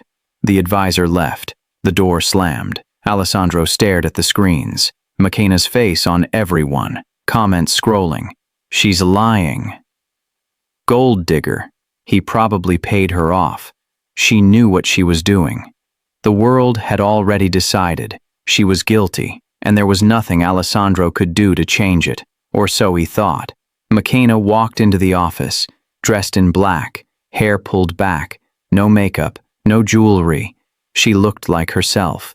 "I need to make a statement," she said. Alessandro turned. "No. Yes. They'll tear you apart. They're already doing that. It'll get worse. I don't care." Alessandro stepped closer. "McKenna, once you step in front of those cameras, there's no going back. Every word will be twisted, every gesture analyzed. They'll make you a villain or a victim, and neither one is true. Then I'll tell them what is true. And if they don't believe you?" McKenna's eyes burned. "Then at least I tried." Alessandro stared at her, silent. Then he nodded. "I'll set it up." 1 hour later, McKenna stood outside Alessandro's building. Cameras everywhere, reporters shouting questions. "Is it true you were forced to marry him? Did he threaten you? Are you afraid for your life?" McKenna didn't answer, just walked to the podium. Alessandro's Eekspies advisor appeared beside her, handed her notes. "Read these. Stick to the script. Don't go off message." McKenna looked at the notes, looked at the cameras, then tore the notes in half. The advisor's face went pale. "What are you doing?" "Telling the truth." She stepped to the microphone. The crowd went silent. McKenna took a breath. "My name is McKenna. And yes, I married Alessandro Vital, but not the way you think." Murmurs rippled through the crowd. "I was drugged by my sister. On the night I was supposed to marry someone else. She sent me to the wrong room. And when I woke up, I was married to a man I'd never met. Cameras flashed. But here's what they're not telling you. My sister didn't make a mistake. She planned it. She worked with Alessandro's enemies to set me up, to use me as bait, to destroy him. A reporter shouted, "Then why didn't you leave?" McKenna's voice didn't waver. Because I would have died.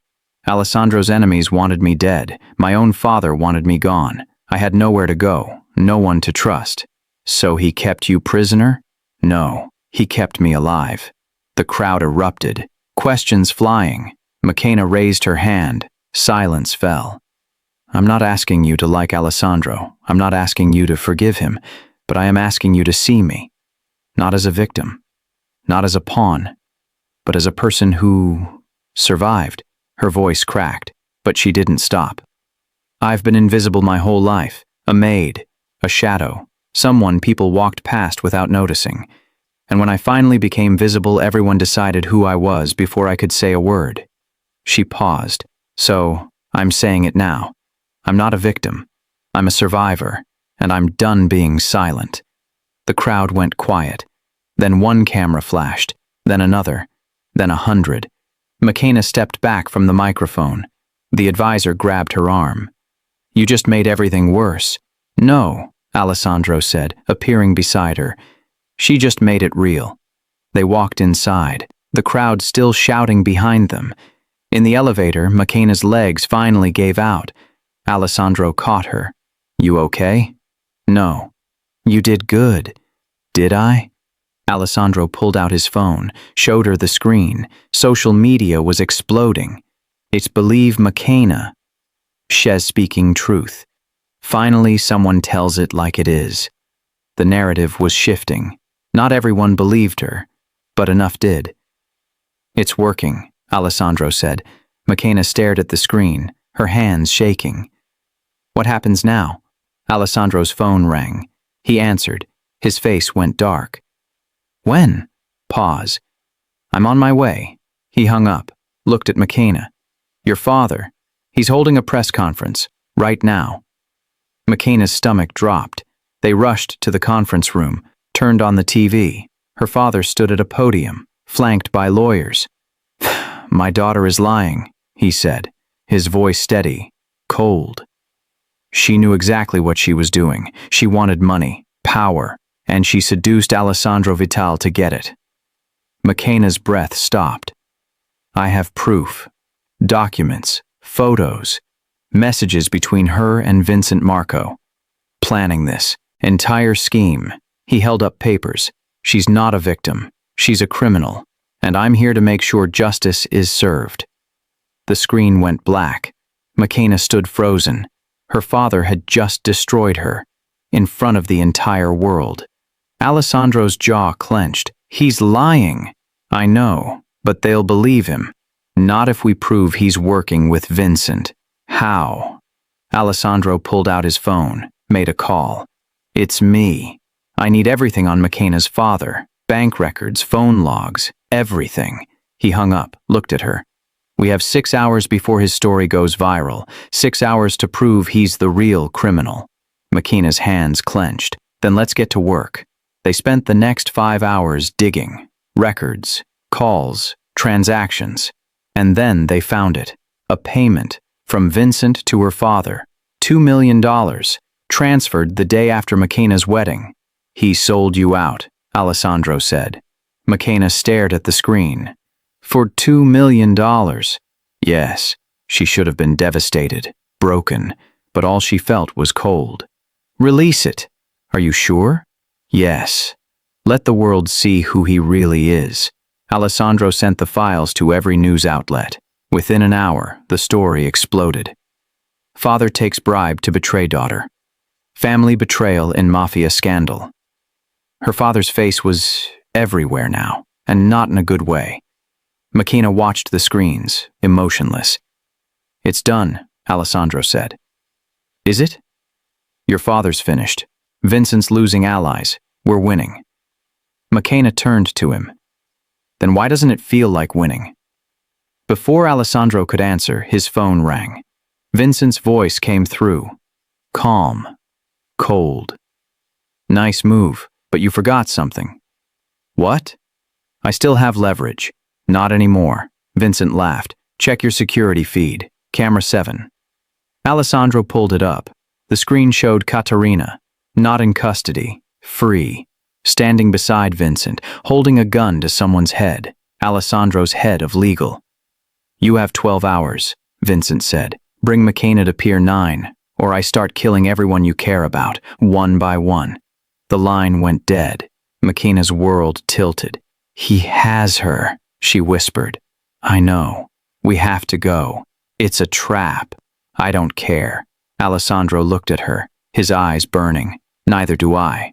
They had 12 hours, and this time, someone wasn't walking away. Katerina appeared at the gates 3 hours before midnight. Alone. No Vincent, no guards. Just her. Security spotted her on the cameras, called Alessandro. She's here.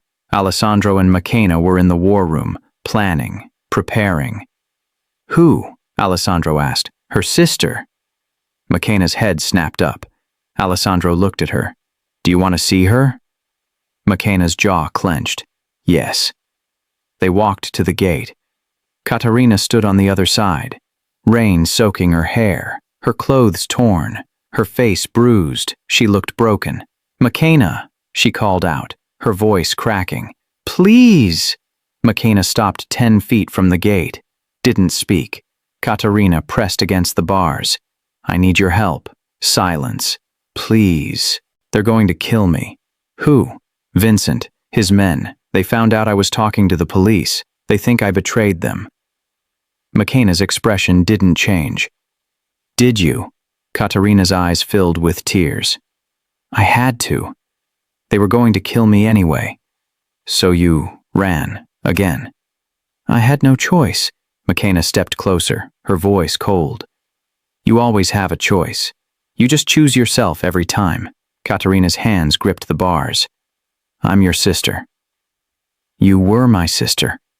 Once. McKenna, please. I'm sorry, I know I hurt you, I know I was wrong, but I'm begging you, don't let them kill me. McKenna stared at her. The sister who used to braid her hair, who used to tell her everything would be okay. That girl was gone. If she ever existed. Why should I help you? McKenna asked. Because I'm family. Family doesn't drug each other.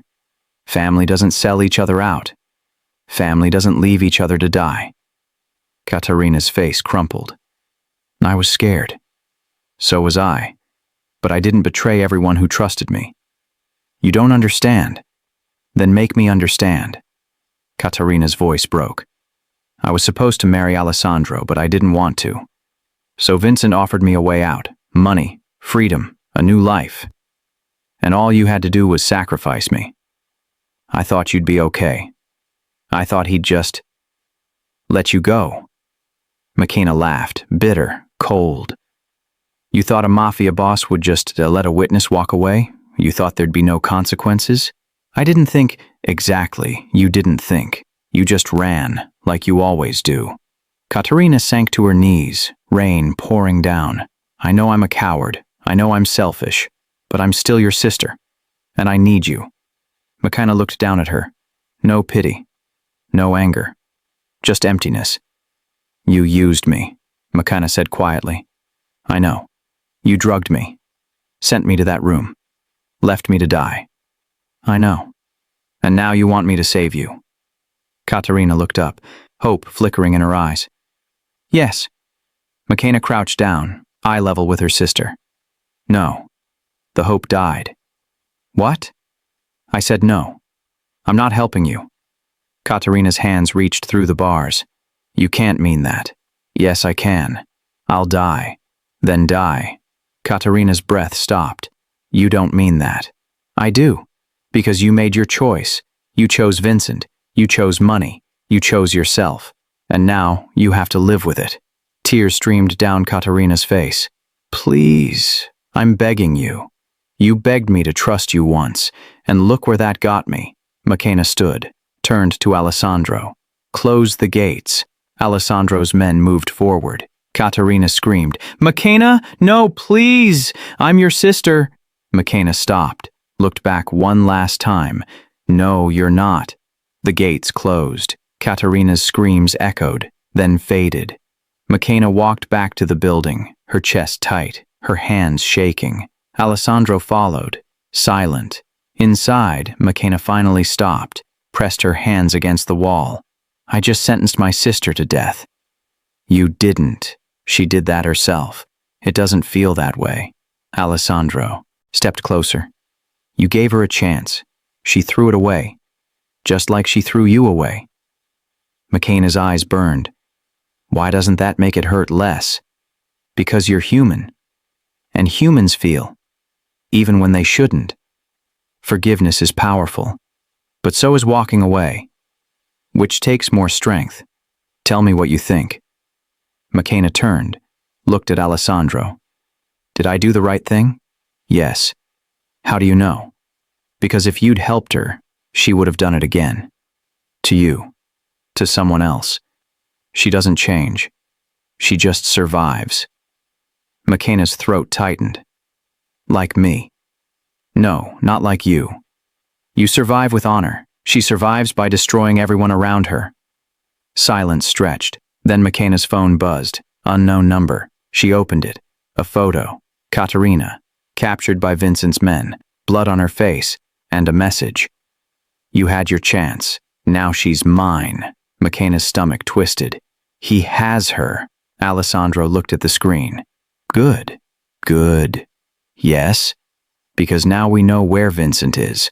And we're going to end this. What about Katerina? Alessandro's expression went cold. What about her? McKenna stared at him. You're just going to let her die? She made her choice. Alessandro, McKenna, listen to me. If we go after her, it's a trap. Vincent knows you'll try to save her. He's counting on it. So we just leave her? Yes. McKenna's hands clenched. I can't do that. Why not? She left you. Because I'm not her. Alessandro's jaw tightened. You're right. You're not. You're better. And that's exactly why you need to walk away. McKenna's chest ached. She thought about Katerina, the girl she used to know, the sister she used to love. But that person was gone, and the one left wasn't worth dying for. Okay, McKenna said quietly. Alessandro blinked. Okay, I'm walking away. You're sure? No, but I'm doing it anyway. Alessandro's expression softened. That takes courage. It takes selfishness. No, it takes strength. They stood in silence. Then Alessandro's phone rang. He answered. His face went dark. When? Pause. How many? His jaw clenched. I'm on my way. He hung up. Looked at McKenna. Vincent just released Katerina. McKenna frowned. What? He let her go. 10 minutes ago. Outside the city. Why? Alessandro's voice was ice. Because she's not the target anymore. She was just the bait. For what? Alessandro's expression went dark. For you. Before McKenna could respond, the lights went out. Emergency generators kicked in. Red lights flashing. Alessandro's radio crackled. Sir, we have a breach. North side. Multiple hostiles. Gunfire erupted. Alessandro grabbed McKenna, pulled her behind him. They're here. McKenna's pulse hammered. How many? Too many. The door burst open. Vincent's men poured in, and at the front, holding a detonator, stood someone McKenna never expected. Her father, smiling. Hello, daughter. Did you miss me? The detonator never went off. Alessandro's men tackled her father before he could press the button. The bomb squad disarmed it. Vincent's men were arrested, and Vincent disappeared into the night. But not forever. 3 months later, they found him.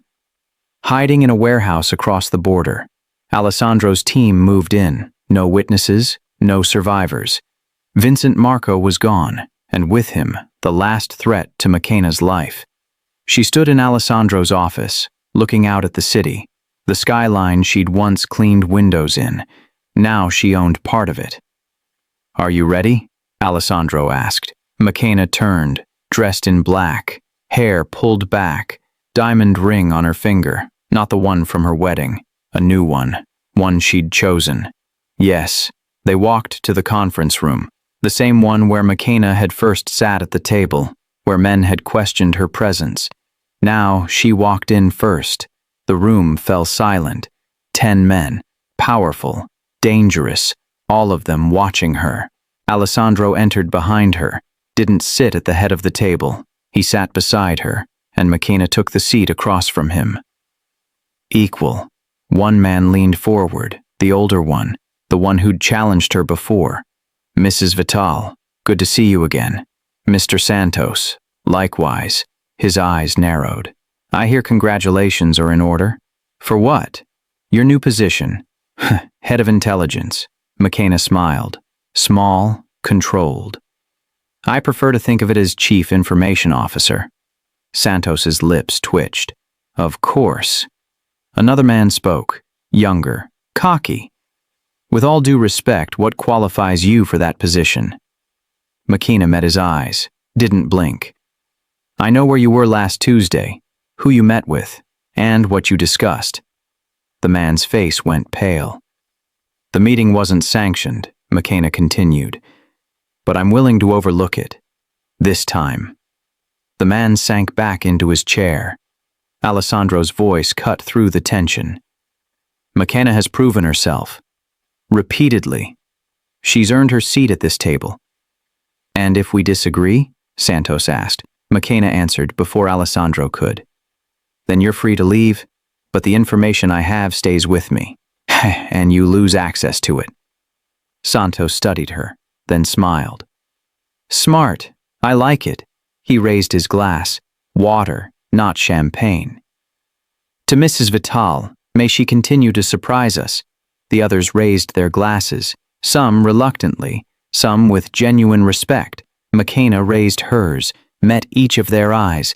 They were no longer looking at her with curiosity. They were looking at her with calculation. She'd become a player, a real one, and they knew it. The meeting continued.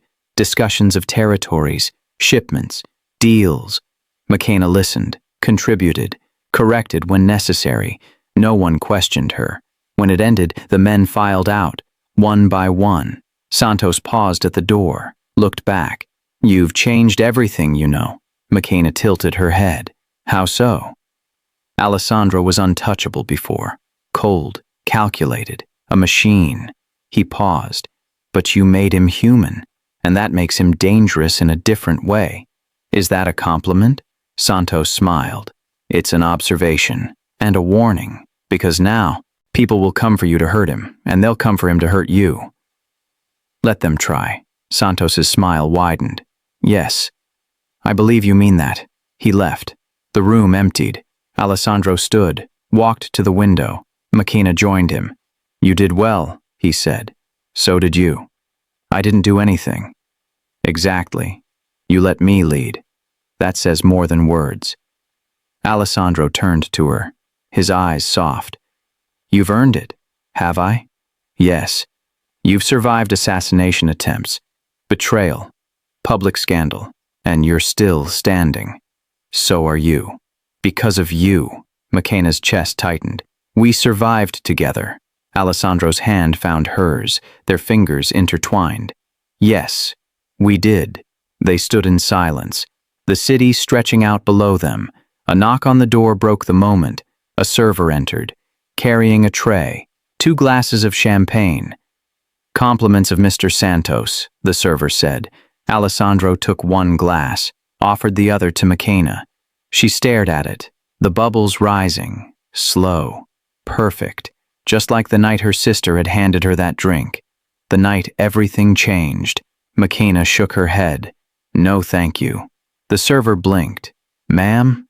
I don't drink champagne. Of course, my apologies. The server left. Alessandro looked at her. Any particular reason? McKenna's voice was quiet, firm, because I like remembering everything. Alessandro's expression shifted. Understanding. He set his glass down, untouched. Then I'll remember with you. They stood together. No champagne, no celebration, just 2 people who'd survived hell and come out the other side. Weeks passed. McKenna settled into her role. Information flowed through her, names, deals, secrets. She became the person everyone needed and feared. One evening, Alessandro found her in her office, surrounded by screens, files, data. "You should rest." "I will, soon." "McKenna." She looked up, saw the concern in his eyes. "I'm okay." "Are you?" She stood, walked to him. "I'm more than okay. I'm exactly where I need to be." Alessandro's hands cupped her face.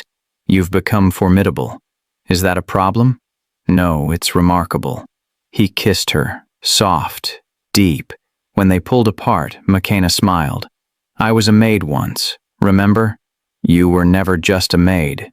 No, you were a survivor pretending to be invisible. And now," he paused, "now you're a queen." McKenna's throat tightened. "I'm no queen." "Yes, you are. And everyone knows it." They stood in the office, the city lights glowing through the windows. McKenna thought about the girl who woke up in that room. Scared, confused, used. That girl was gone. And in her place stood someone new, someone strong, someone who'd learned the rules and rewritten them. Alessandro's phone buzzed. He checked it. His expression darkened. "What?" McKenna asked. He turned the screen toward her. A message from an unknown number. "Congratulations on your victory, but the game isn't over." Attached was a photo.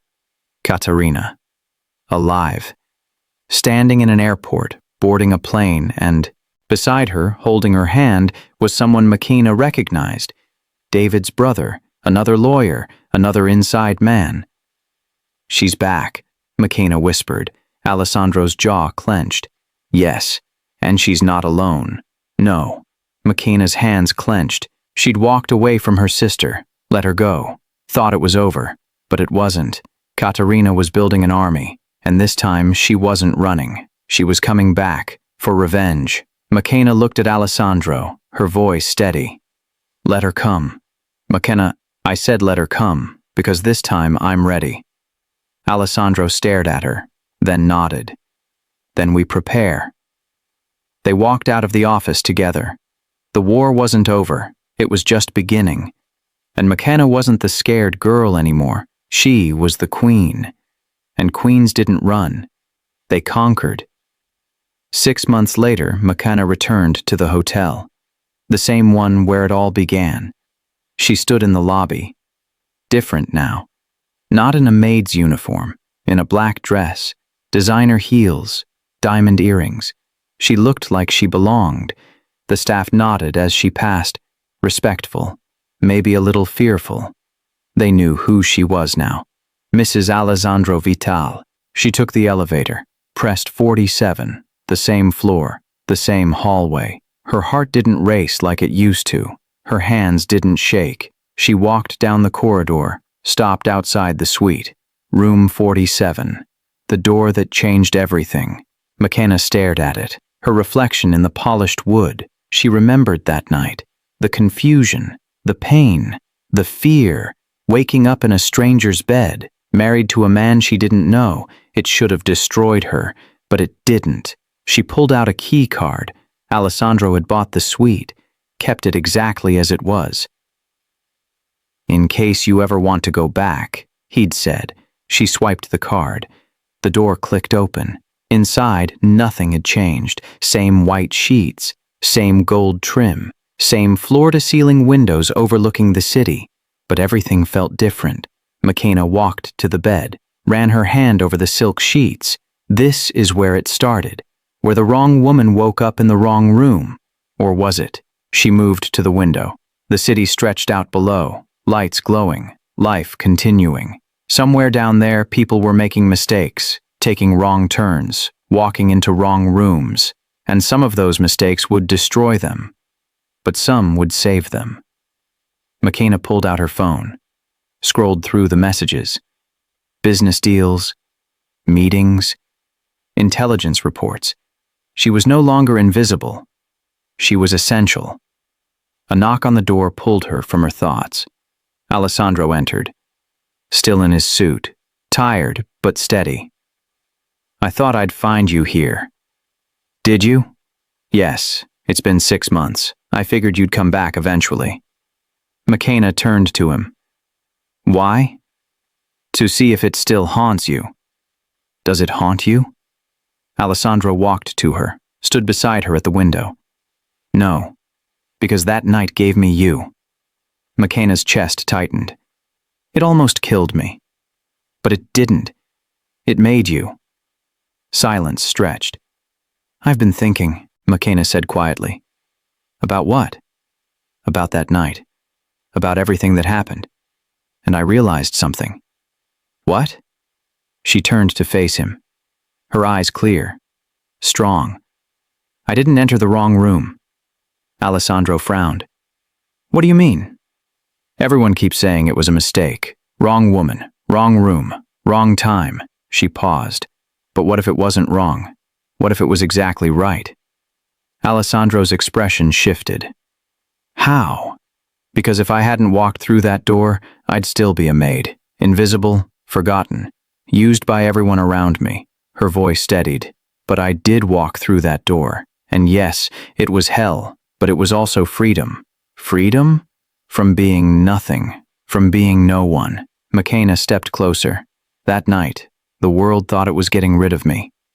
My sister. My father. Vincent. They all wanted me gone.